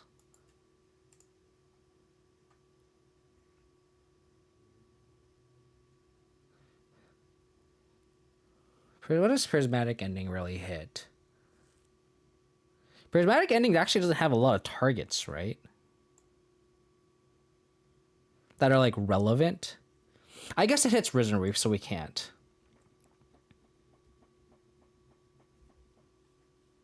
Yeah, so we actually need Prismatic Ending because it hits Risen Reef. We just borrow out the souls and then go like Voidmere Kai's Guile.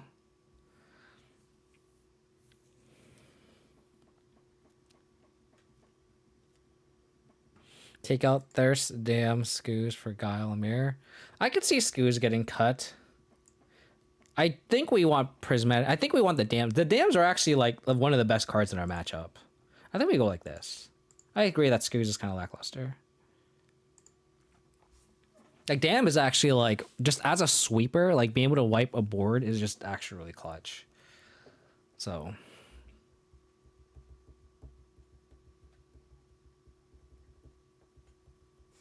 maybe I should have Torpor Orbs instead of like these Veil of Summers.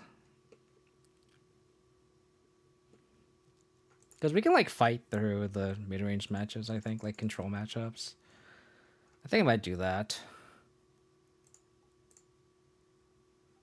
Like Torpor Orbs stopping this matchup seems pretty good. Risen Reef, please. Okay. Damping seems shitty. There's a lot of Tron, so, but maybe I just go down to 1 Damping Spear. Maybe. I could see that being a thing.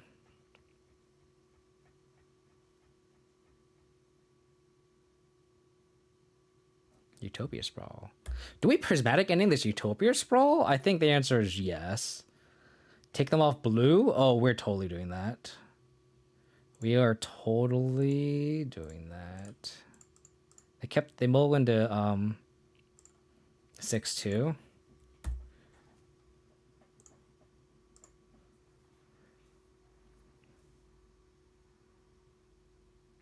Not really, Kovacs. Not really. It's a little slow. Don't bail us on me. Their hand is nothing.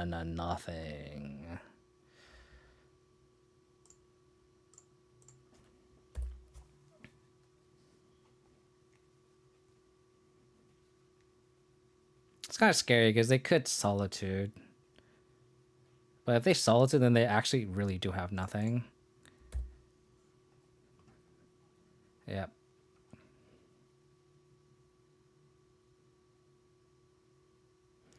I get basic Swamp here, I think. We got double white for damn if, like, worst case scenario.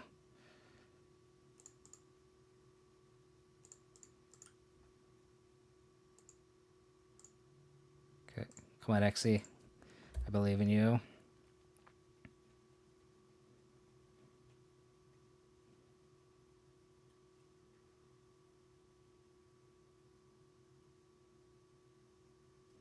Forest.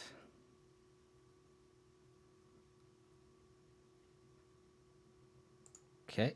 Oh, they can protect it with Ephemerate. That's actually disgusting.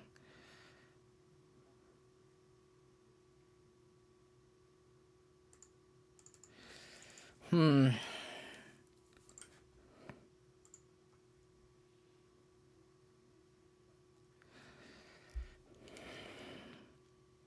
think we just go all in on this Hexdrinker, right? We go 6 and then untap. We have 2 plus Vindicate. Yeah. I don't think we can overload here.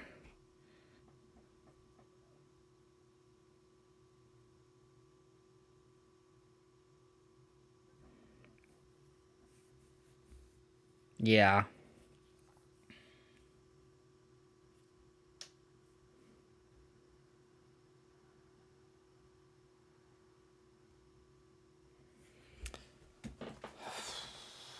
That's a tough spot. We could Vindicate the Trial, which kind of makes sense if they top tick your Fury or... Let's attack first, see if they block, and then Ephemerate. And if they do, then we just, like, ending it, right? So let's just attack first before we do anything.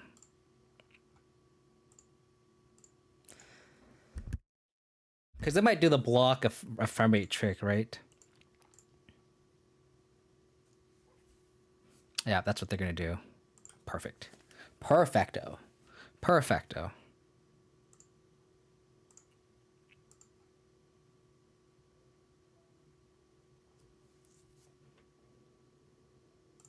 Because then this Ephemerate is just blank now. So we'll Prismatic ending it.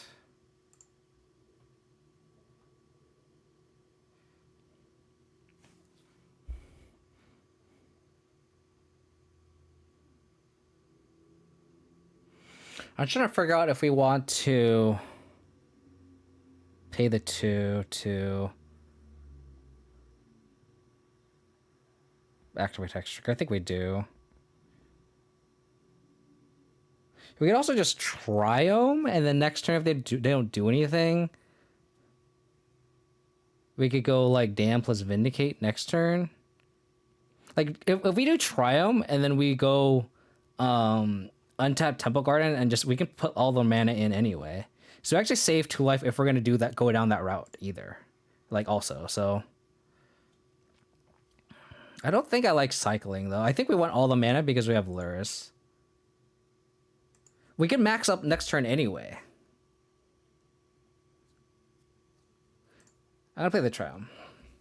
Cause like next turn we can also just take the line of like Temple Guarding and then untap and then leveling up here.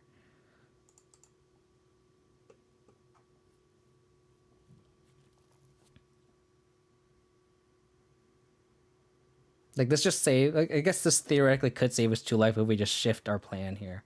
I think I like being a little bit flexible here. Like this also opens up a line where we can like damn something and then put Lurrus in hand too if need be.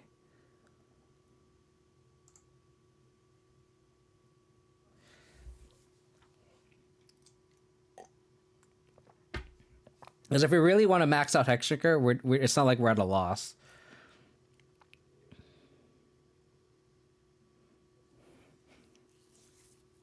Like, we can still do it next turn if need be.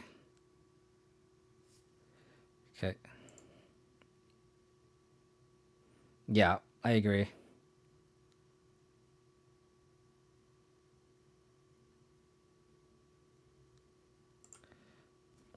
That's fine.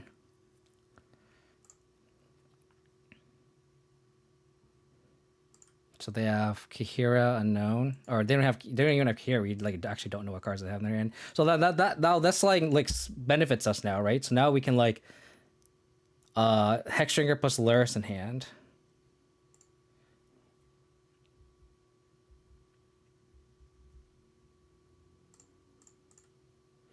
We could also Hextrinker now, go up to 3,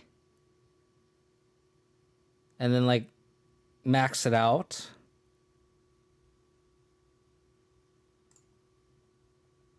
I think that line's better.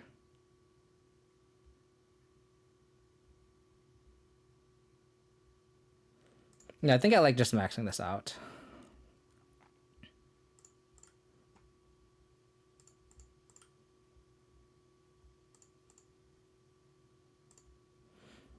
I think this is where we can just pay the 2.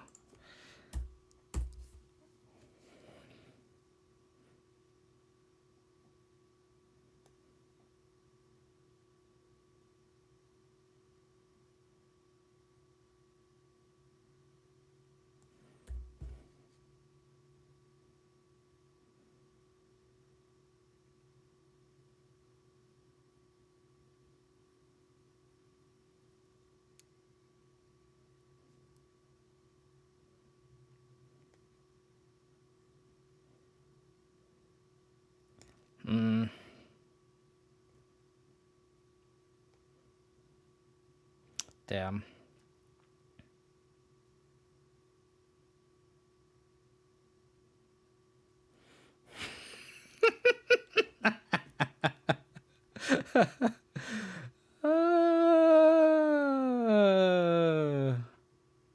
Vindicating Teferi doesn't do anything though. Like, what's the point of Vindicating Teferi? It doesn't really do anything. 2 cards in hand, huh? 2 cards in hand, huh?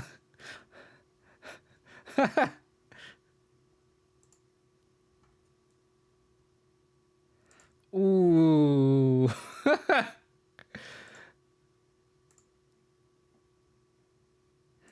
Pro white, huh? Interesting. Interesting.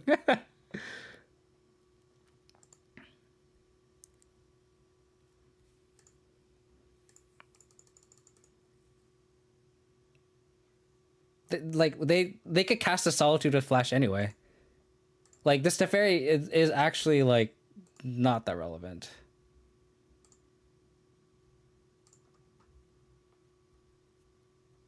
Voidwalker.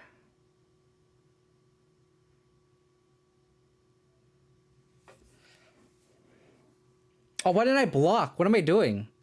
I was like distracted by trying to explain to Mario. Oh my god, I'm so dumb. I don't know why they attacked.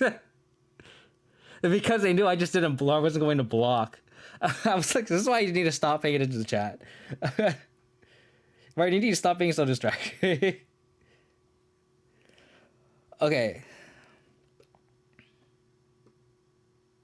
I think I'm just gonna attack with Tarak.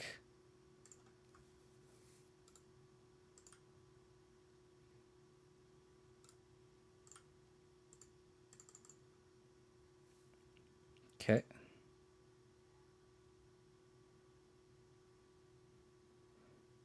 So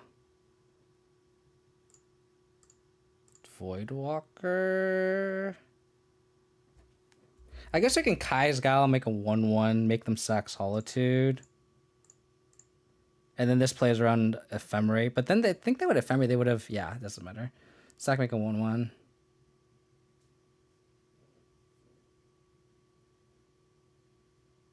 Yeah. We're gonna do this. Why would you Dolph it before the Solitude? You'd Gaia's now, and then that way, like, you, if they have a Solitude in hand, you don't want your Voidwalker to get Solituded.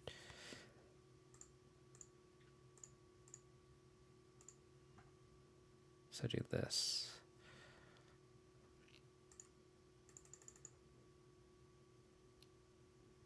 They can just hardcast Solitude. Yeah. That's fine.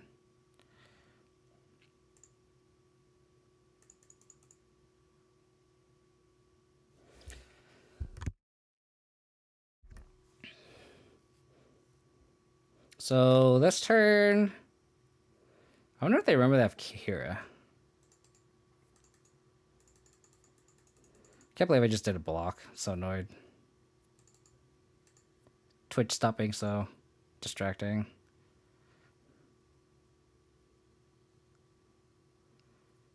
It's another.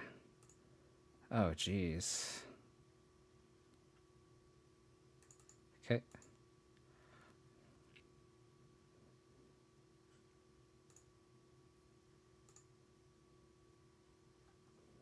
Fatal push.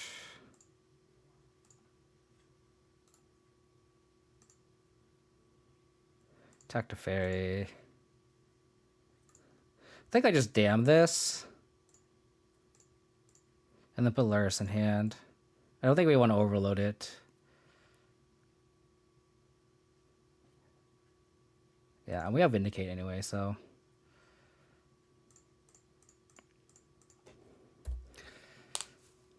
Cool.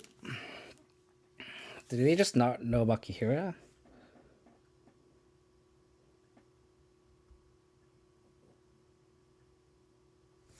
Okay.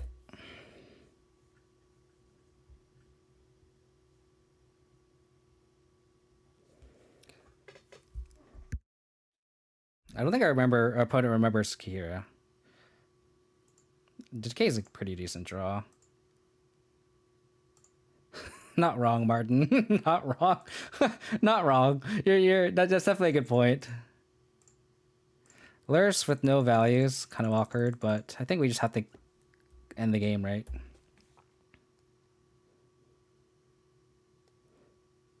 So we have Risen Wraith answered. So, okay. They're just forgetting about Kira, which is fine. Okay. Cool.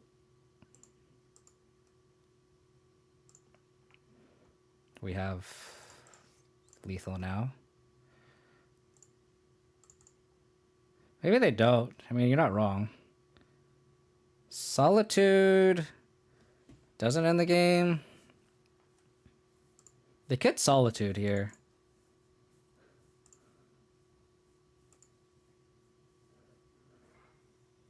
So Solitude means they could exile Goyf and then block Lurrus. I kind of just want to attack with just Tarmogoyf and Tarak.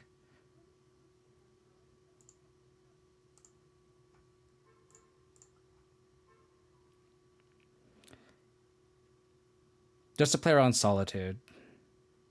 There's also lethal anyway, so it's like...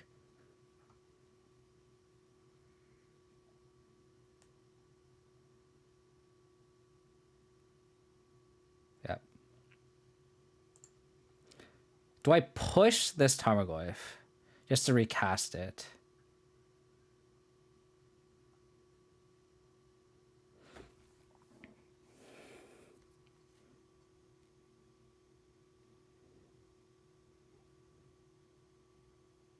I think I push this Goyf. Oh, but then I can't recast it and Vindicate the Solitude.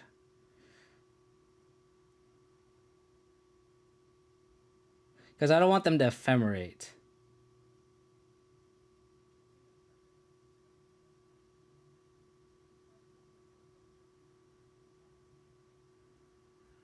I don't think I do that. I think I have to Vindicate this. Oh, I guess I could push this now. And then I could just recast it next turn. So I think I still like that. Even though I can't cast the Goyf this turn.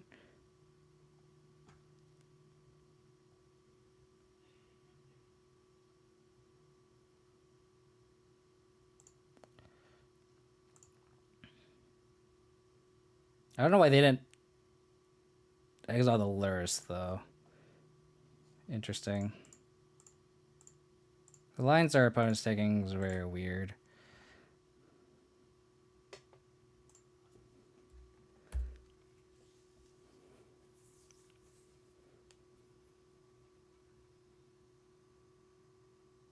Cool. I guess they could have like exiled the Lurrus and then chopped the Goyf is my point draw, but yeah. Cool. Turak! Pulling weight. Pulling weight. All right, I'm gonna use the bathroom real quick, and then we're gonna finish this league. This feels fantastic. Outside of the Blood Chief's Thirst, which costs us a game, this feels fantastic. All right, I'm gonna be right back. Give me just a minute or two.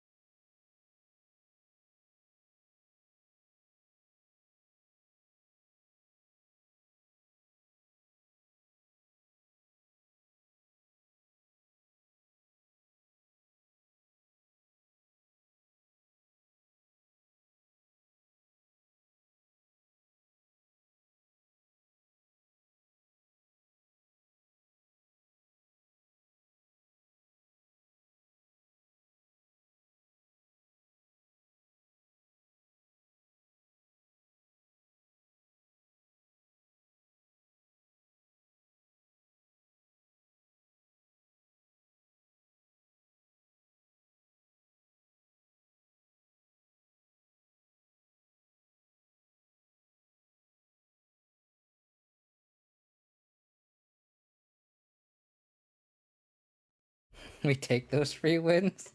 Not wrong, Fragrant Waffle. Not wrong. Not gonna lie, this feels really good. I'm not gonna lie. How's it going, Chris? Hope you're doing well, buddy. I think the things I might change is probably add a Torpor Orb somewhere.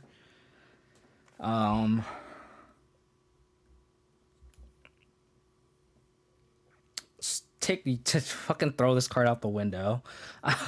Maybe just add that as a second Decay. Pretty minor changes. This is a ton of fun. Hex Drinker, I just love Hex Drinker so much. Like, even if it like dies of solitude, just being so low to the ground feels fantastic. And this Turek has just been amazing. Definitely need to pick a couple up. Need to pick a couple up. I saw you coming with a new Gruul build, which is pretty cool with Saga in it. Hopefully it's going well for you. I tuned in a little bit when you were playing the challenge this morning.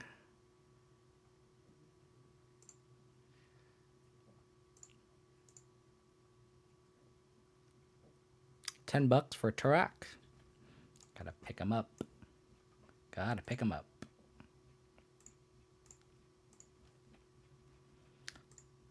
Alrighty. JWF 230. His hand's solid. Find a way to pick roleplay again. Yeah, it's one of those things where like Darcy plus Bauble plus Monkey is such a strong shell. And it's just like you definitely have ways to like build around it. And it's like those cards are just like so easy to splash too. So like just putting that in Gruul also is pretty good. Basic planes. Oh, we're against Hammer, huh?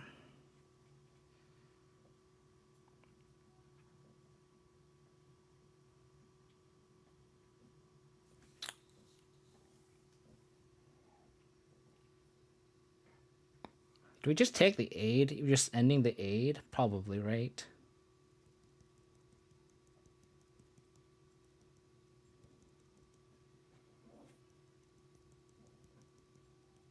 I think we're just ending the aid.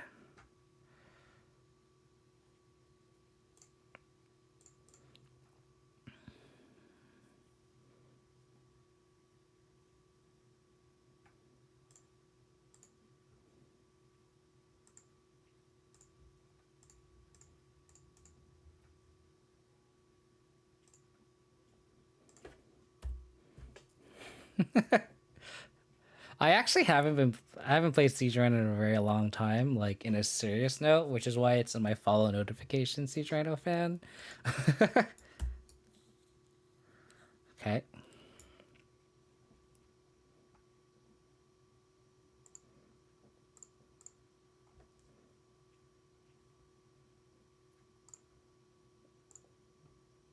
We're gonna slam a Tormagoyf here. Stuck on lands, huh?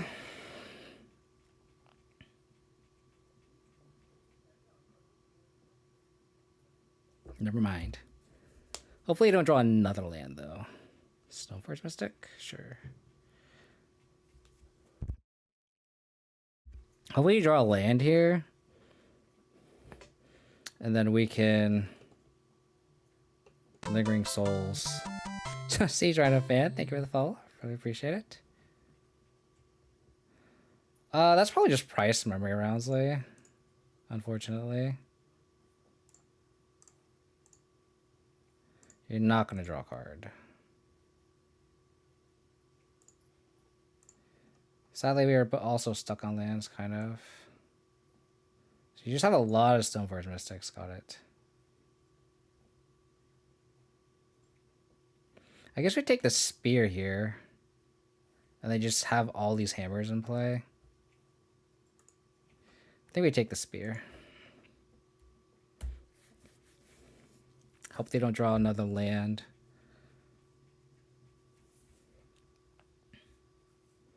How do we win this game?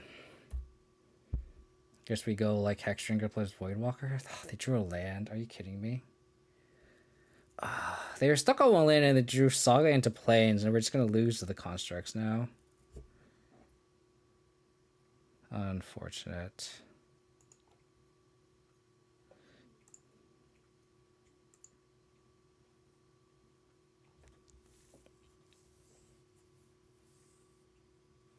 Yeah, I don't think we can attack here. Because they're just going to make constructs. They're going to make 4/5s. We can't even slam the ring skulls with a Sentinel. Oh, this does not look good for us.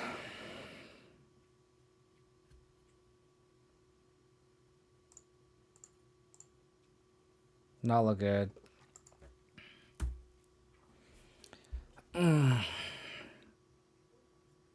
Because I make a saga, so, or make a construct, so that's 1, 2, 3, 4 4s. Yeah, so we have to just kind of sit back here.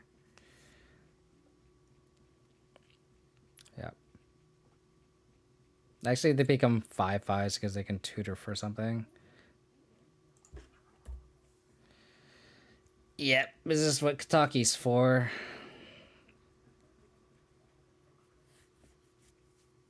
Like, the Urza Saga is just what's winning the game here.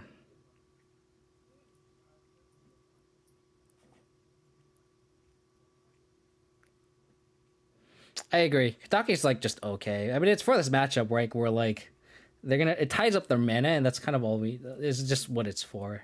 It's kind of more like a tax element. It's not really like a sweeper or anything.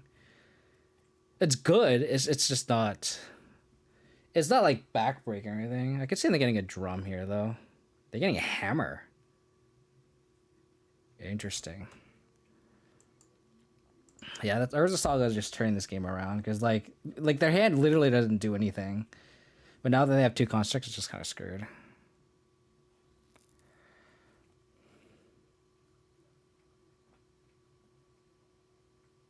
Like, I think they should have got a drum here. They didn't attack either.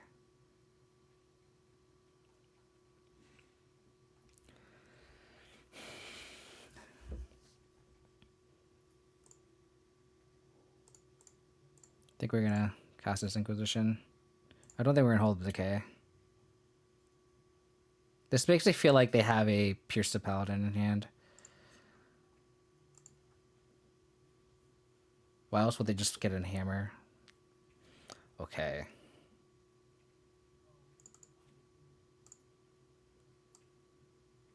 That really doesn't do anything. Sadly, we have no equipment to tutor for this Voidwalker, so...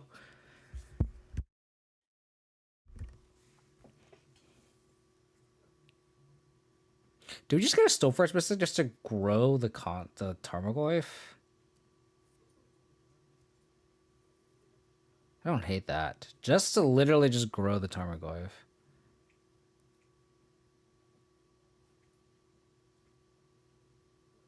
Yeah, I agree with you. Oh, it doesn't because of Voidwalker. You're right, Angel. You're right. Nombo.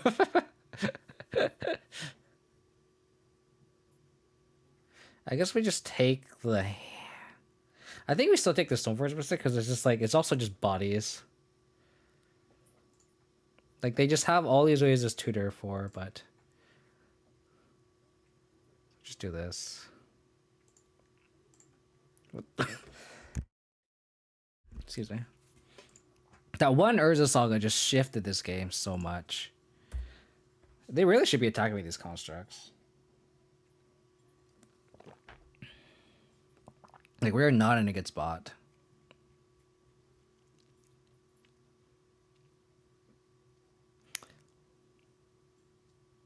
It's a 3-4.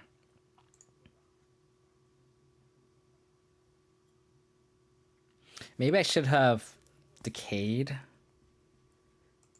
Okay. Because if they attack, we can, like, debate them. Plating is a good one.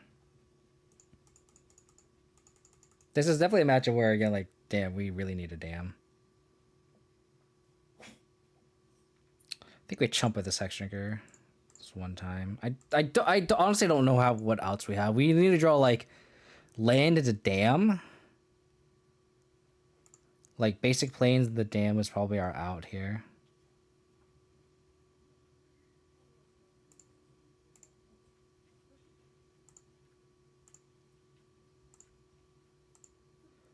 Yeah, we need to draw exactly dam here. And then we can Thoughtseize the Lurrus away. We need to draw exactly dam. Depending on the attack, we can also just decay. So...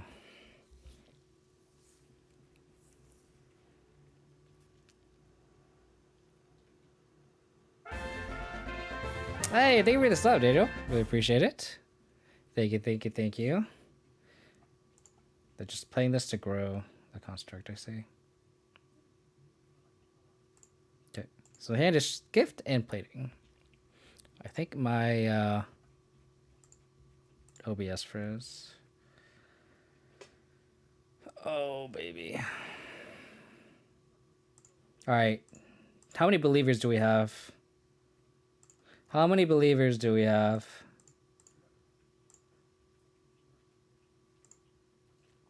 How many believers do we have? 1 in 45. All right. One of damn. Come on. Come on.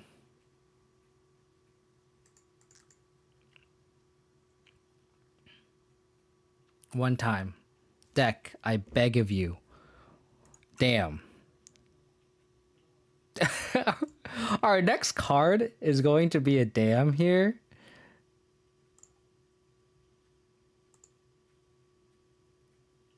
Do we actually still live?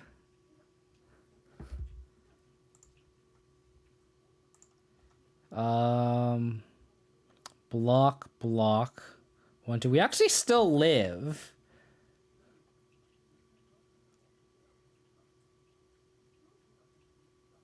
We actually still live. We go to 1. So as long as we dodge a Pure Steel Paladin. Das Boach, thank you for the follow. Really appreciate it.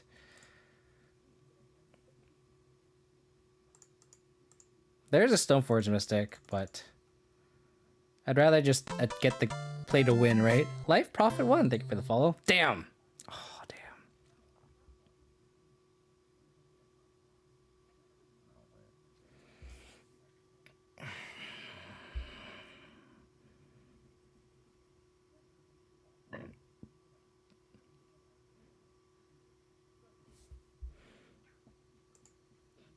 So, damn one time.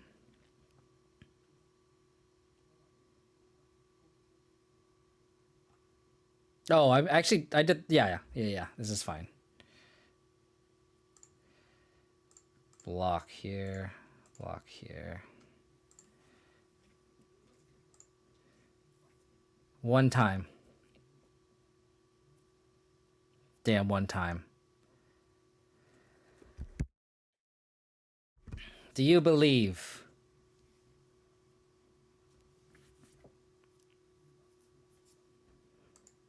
Okay. Do you believe? Damn, one time. Damn, one time. Oh. 1, 2, 3. We ending here. That, I guess I should have gotten a Stoneforge Mystic to block. Because I could have been at 2. Like, I could have blocked 1.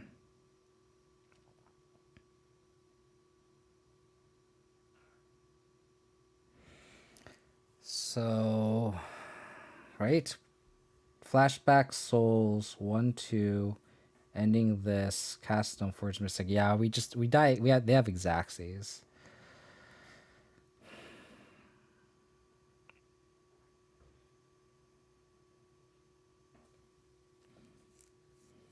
Yep.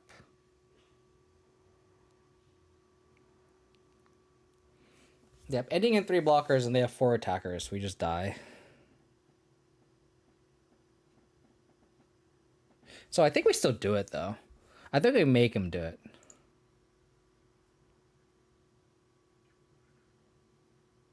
Yep.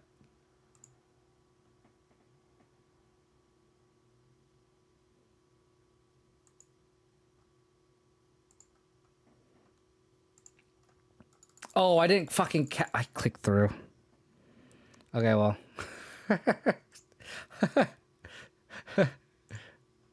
Oh, it didn't matter. I clicked through. I'm sorry. That was a very melodramatic end of that game. Oh, man, that's funny. It didn't matter. Let's do this, do this. Do we want Chalice? I blinked. Yeah, that's a good way to put it, Martin. I definitely blinked. Pour out the Thought Seizes. I don't think we want the Voidwalkers either. We just go 2 Kai's Guile. Maybe we want the Chalice because we can name it on 1.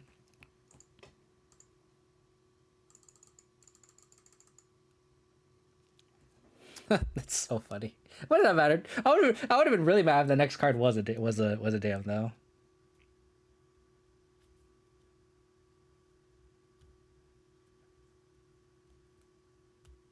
Can have the mana to flashback souls silvers and ending. What do you mean? You cast it for free, Shadowless. You don't have to pay mana for it.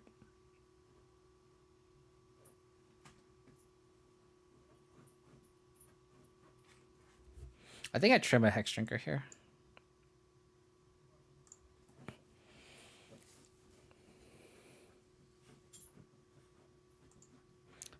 I think Tarak having pro white too is somewhat relevant too. So I think Tarak's fine as a 2-of. That's broken. The one time I got to cast a Tron's Ulamog on turn 3, that was pretty fantastic. Turn 1 pending, turn 2 Kataki. I guess we can't turn 1 pending because we're on the play. Excuse me. But we get to Kataki. Can't talk. Can't talk and can't say Kataki. Is this deck good? My deck? I don't think Abzan's good, but I play Abzan because I love the deck. So that's my input on that.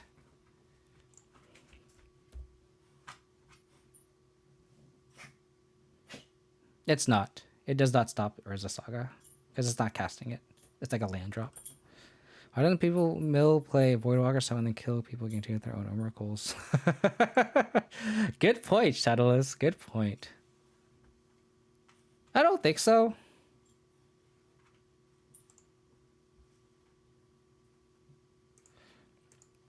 I don't think so. Honestly, I kind of want to just set it up, right? And like, I might also want to E on 0 to answer construct tokens. So I think saving E is better than just throwing it out there. Against a non-discard spell deck, too. Do I want basic planes?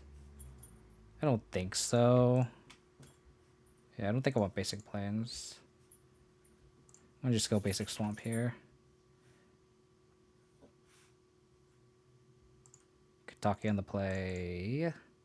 Kataki on the play. Would you like to keep your Springleaf Drum? It does. You're not wrong. But like, if they somehow have an answer to Kataki, it's like I'd rather. I don't see the advantage of like having an EE in plan 1 is kind of not great because they just know and they can kind of play around it. I'd rather not give that opponent that information.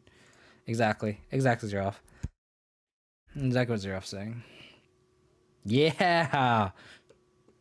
Look at that. Look at that. Look at that combo. Oh. Sure. You know what Sanctifier Envec does not exile? A Lingering Souls.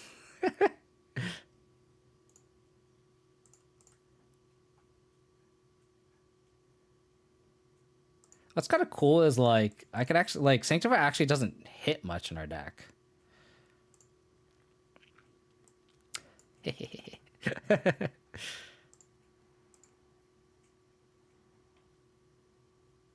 So both of us brought in the hate. Brought in the hate.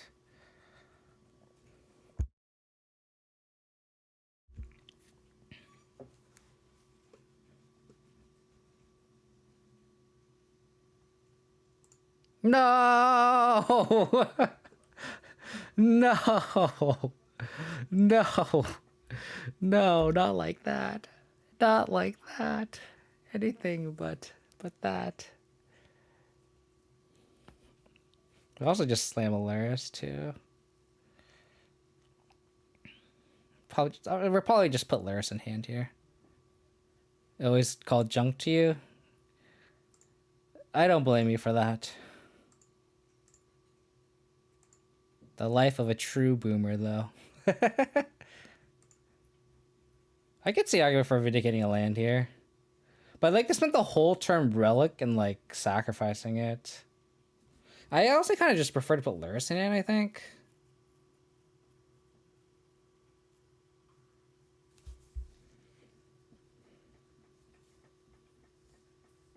I could see an argument for vindicating a land here, though.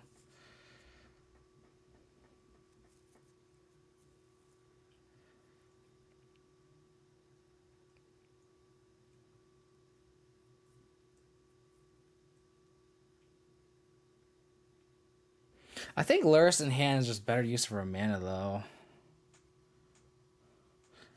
I mean, we do have E and stuff. Yeah, I think you're right. Maybe vindicating a land is better.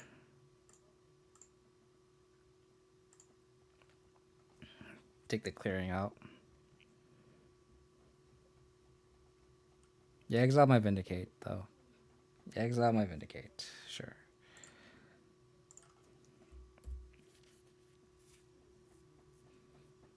Ponza. Who's the Ponza deck now?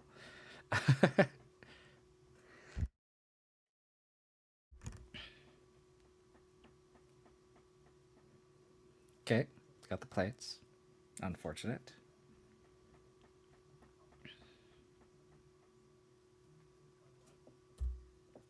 I'm not sure what black mana they could have, like sideboard card wise. Like if they have like a fatal push or something. I don't want them to I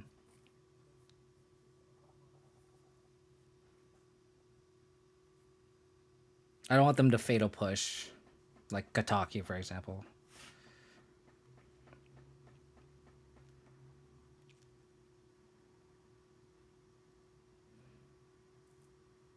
Okay.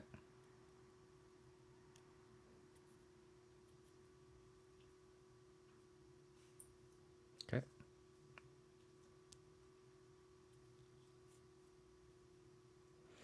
Bobble. I think we bobble trick ourselves.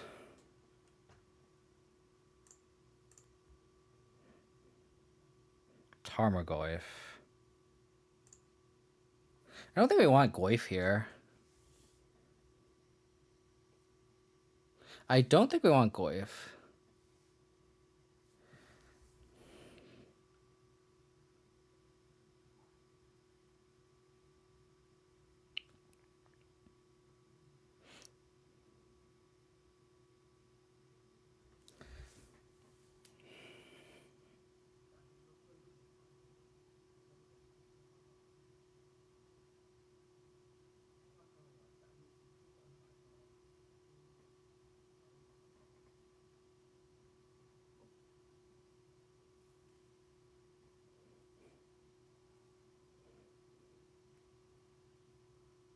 I think we just attack our spirits, put Lurrus in hand.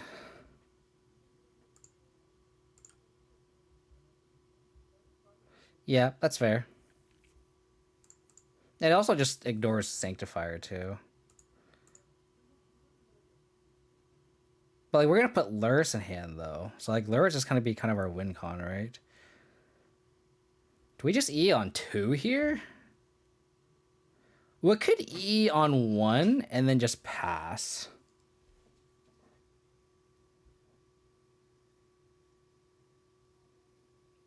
We'd also E on 2 to be like really safe.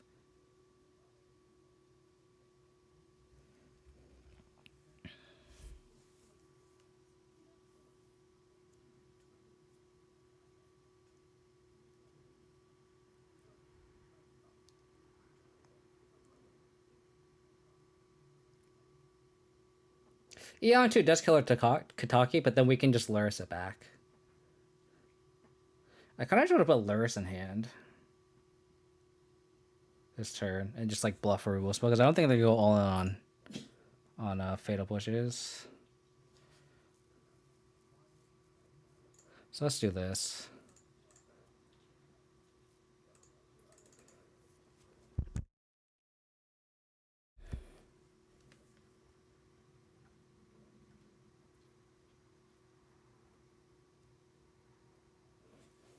This is a Lurrus moment, yeah.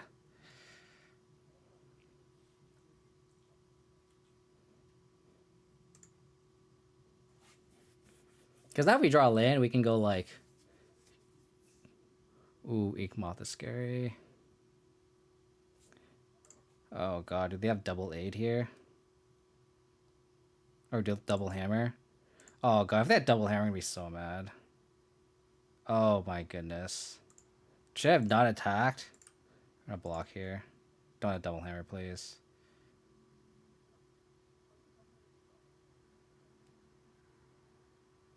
Don't have double hammer. Oh my god. Should I not attack with the spirits? I guess I shouldn't have, huh? I didn't think they'd go for it, though.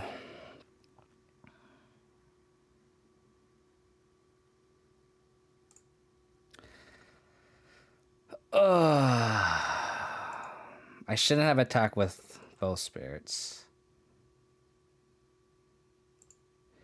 Yeah. This was like my game to lose here, because we had the E loop going too. I shouldn't have attacked with both spirits. That was just misplay. I could have played around double hammer. I really could have. Just I had 2 spirits here. Because we block, untap. Yeah, I just didn't play around. I knew I could have died to double hammer. I had that in my thought, and I could have just played around, and I just didn't. That was just poor play. Because then I could just like E for one, crack everything, play Tarmogoyf, or even just go like Lurrus Bauble. But I kind of like just going Goyf here. Yeah, that game was like easily winnable, and I just like punted that away. I honestly just didn't think that they would go all in just with 2 open mana attacking with spirits, though. Like, from their point of view, right? Like, attacking with the spirits was like not. Like, I feel like that just represents a removal spell. I don't think you E on one. Then they just don't. They just literally hold back. I think the correct play was to. I think it was Lurrus in hand and then just not attack. Maybe attack with 1 spirit, but then you just have 2 blockers. But I think the argument is just keeping 2 blockers back just to. But then they would just attack anyway, and then we just have to double block anyway. So I think the correct play was just like to not attack with any spirit. I don't know if they go for it like this though.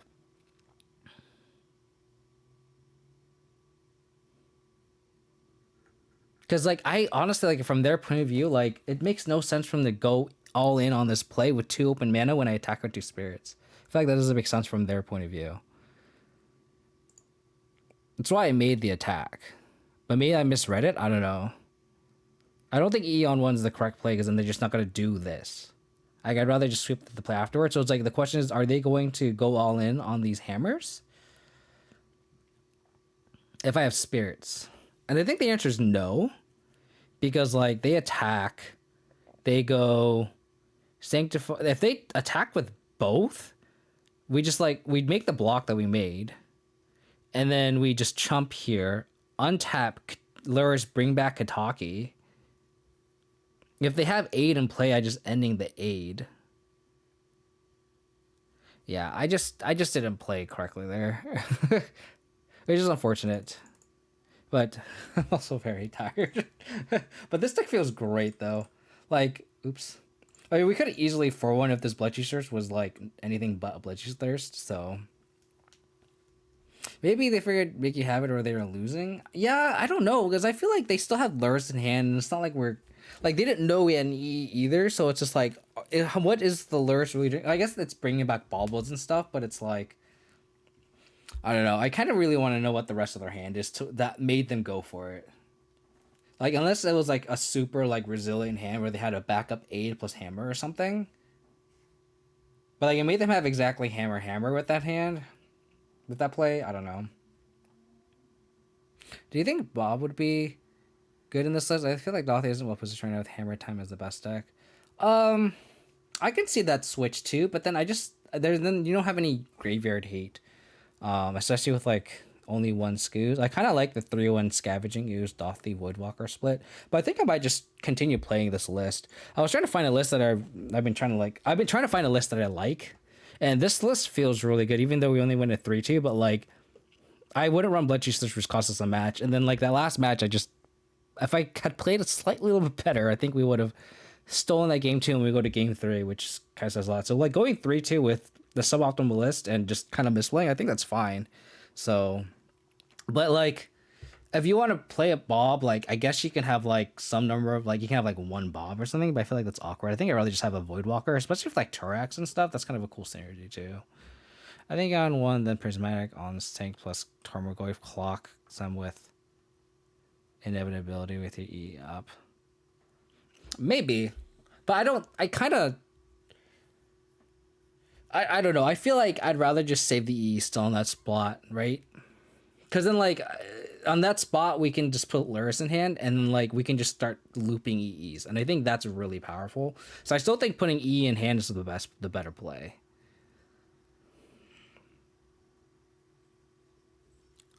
I think E on 2 would work.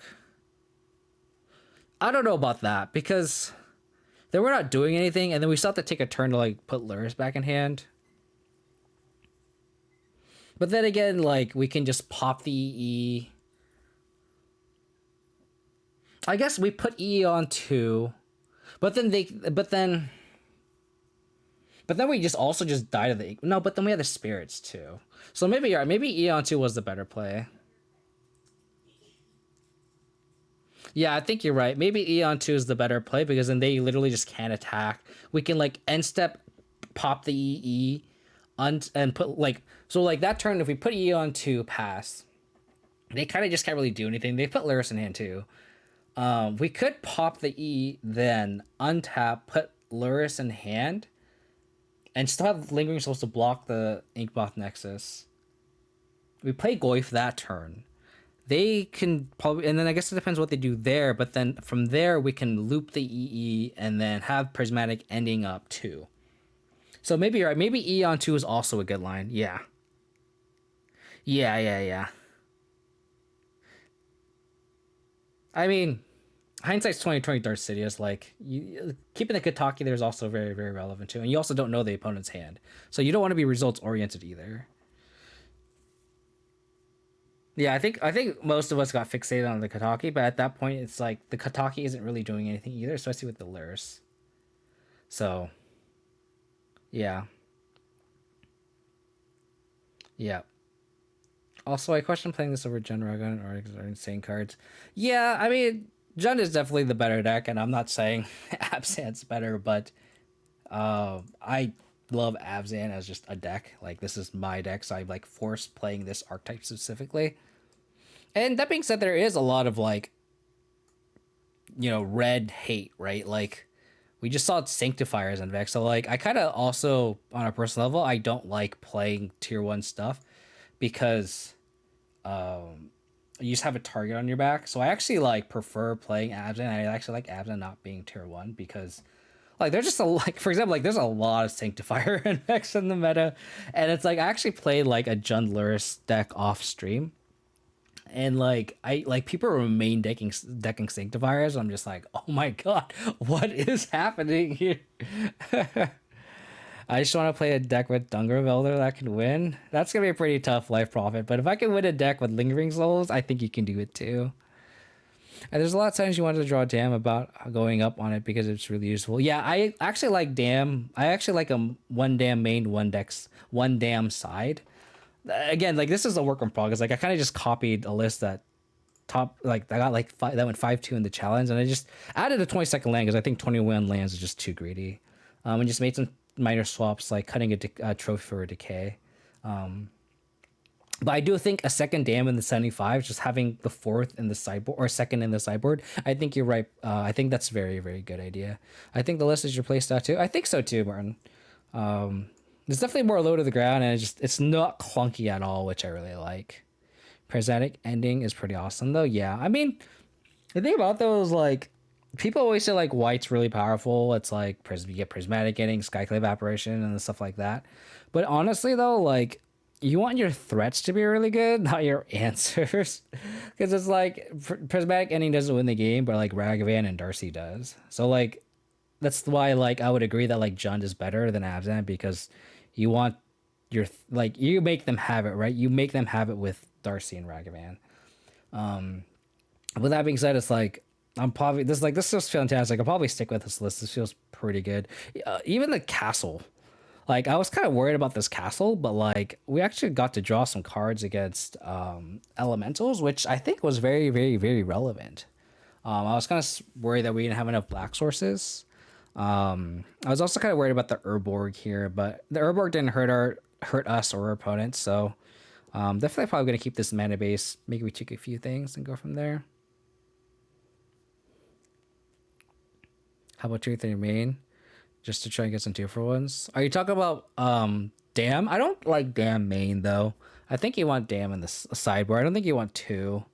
I guess maybe like if I'm cutting this Bloodchief's Thirst, this could be a second Dam. Like that's not a bad idea actually, because it was either going to be a Decay or it was probably just going to be a Decay. But a second Dam isn't a bad idea. Just have 2 sweepers. That's not a bad idea though. I don't like cutting this 22nd land though. I think you want 22 lands in this deck, and a deck with Tarak, and like where you want to go Lurrus, bring back a Hexagram. You actually want to hit your 20. You want to hit your fourth land pretty consistently.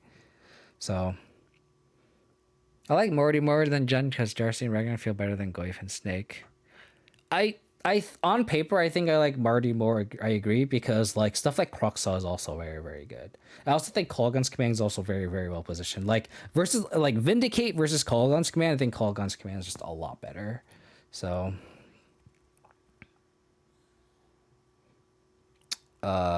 you could just play it as Terminate. Yeah, exactly. Like you have access to Terminate. You also have access to Dam in those colors too. I think like Jund and Marty are better than Abzan, obviously, just because Monkey and Darcy are just stupid. But like, we're not here to play Marty or Jund. So you play Lurrus, you could just leverage it and play Dam super fast and lose. Yeah, that's fair. That's fair. I mean, like that turn we were playing against Hammer, we're like so worried about keeping Kataki in play when like we could just we had access to Lurrus. So like again like. Well, just getting used to the Lurrus play pattern is also something we need to learn too. So, I just like making there's the fourth push with Argument Darcy around. We want push. I think I agree too. Like this Bloodshade Sword is obviously the worst. I could see this either being a decay or a push, especially with Hammer 2/1/2. I kind of maybe like Damn. I guess it depends on the meta too. Because like if Elemental's on the rise, like we definitely want the second Damn against like Hammer time. Like a second Damn would have been fantastic there. But something I had to ponder about. Like at the end of the day, like I think we're very close to a solid shell already. Like we went 3-2 with this card just costing us games, and then like that last game against Hammer that I just kind of punted again. Like I think that's fine. So I'm just happy to find a shell that I like, because like I think there's just so many like. I've just been like so lost in Modern, and just like having Lurrus as a companion feels pretty damn good. So I'm pretty happy. Like I for those who have been paying attention, like I've just been like I played Yorion as a companion pre Modern Horizons 2, and I think the 8th card's broken, which is why Lurrus is stupid, and I think leveraging Lurrus is good. I think losing Stoneforge Mystic and Liliana is not that bad now, because I think those cards are just not that great in the meta. And I was worried about losing Endurance, but losing Endurance didn't seem too bad when this overall shell just feels good just being lowered to the ground. And Tarak was just so good. I'm actually pretty excited about this card. So yeah, I'm pretty excited to optimize this list. But I really appreciate everyone tuning in and hanging out. 100 viewers, even like just chatting and me just kind of mouthing off. Really appreciate everyone for tuning in and out. If you guys want to support the channel, please hit that follow button. If you guys want to check out my past streams, you guys can go to my YouTube. And then if you want to get stream updates, you guys can follow me on Twitter. If you want to discuss more cards, you can hit up that Discord. I love my Discord community, and they just are fantastic. So appreciate everyone who is in the Discord. I recognize a lot of your names. Appreciate all for contributing. What's the next list you're going to try? I was going to try an Orzhov Grief list or Mardu, but I kind of want to just optimize this list. This list feels fantastic. I might try this list a couple goes, and then if I end up like losing more than winning, then I might then switch again. But like, I'm pretty excited about this list, honestly. So I'm actually kind of happy that this stream we went back to a positive roommate. Like we did play this list last stream. It was like more of a, like a value Coca list, but it feels kind of awkward. It's definitely very fun. I just don't think it's that great. I don't know how it beats Hammer. It definitely just destroys Living End though. But I think, as Defton said, like this is like a list that is right up my playstyle, so I definitely like it. Do you think Extra to help draw cards to see playing this list? It's awkward because like there's no room, and it's like you'd rather have Hexdrinker that wins games.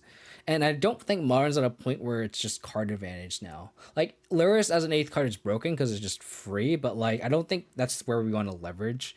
And I mean, I guess it's worth testing, like maybe splitting them, but like I think just splashing, white having a light splash for Vindicate and Souls and Prismatic Ending is better than like leaning harder about it.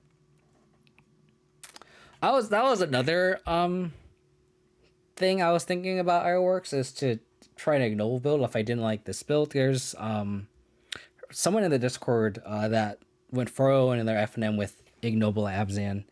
And they had like 4 hierarchs and I think 2 or 3 Torax too. So that was I was thinking about trying, but I don't like hierarchs. Hierarchs are not my playstyle, and every time I play them, I just don't like it. Like you play 22 lands, you play hierarch, and then your heart gets bolted, and you just get choked on mana so much. So I think this list is where I'd probably try next couples leagues, just to see how it feels. Try to tune it a little bit better to more I play style, how I like it, and then go from there. I like going up Turok too. It's a must enter, and multiples rarely become dead. Yeah, that's true too. But they're also legendary, so the multiples are actually kind of bad. So I can see having only 2.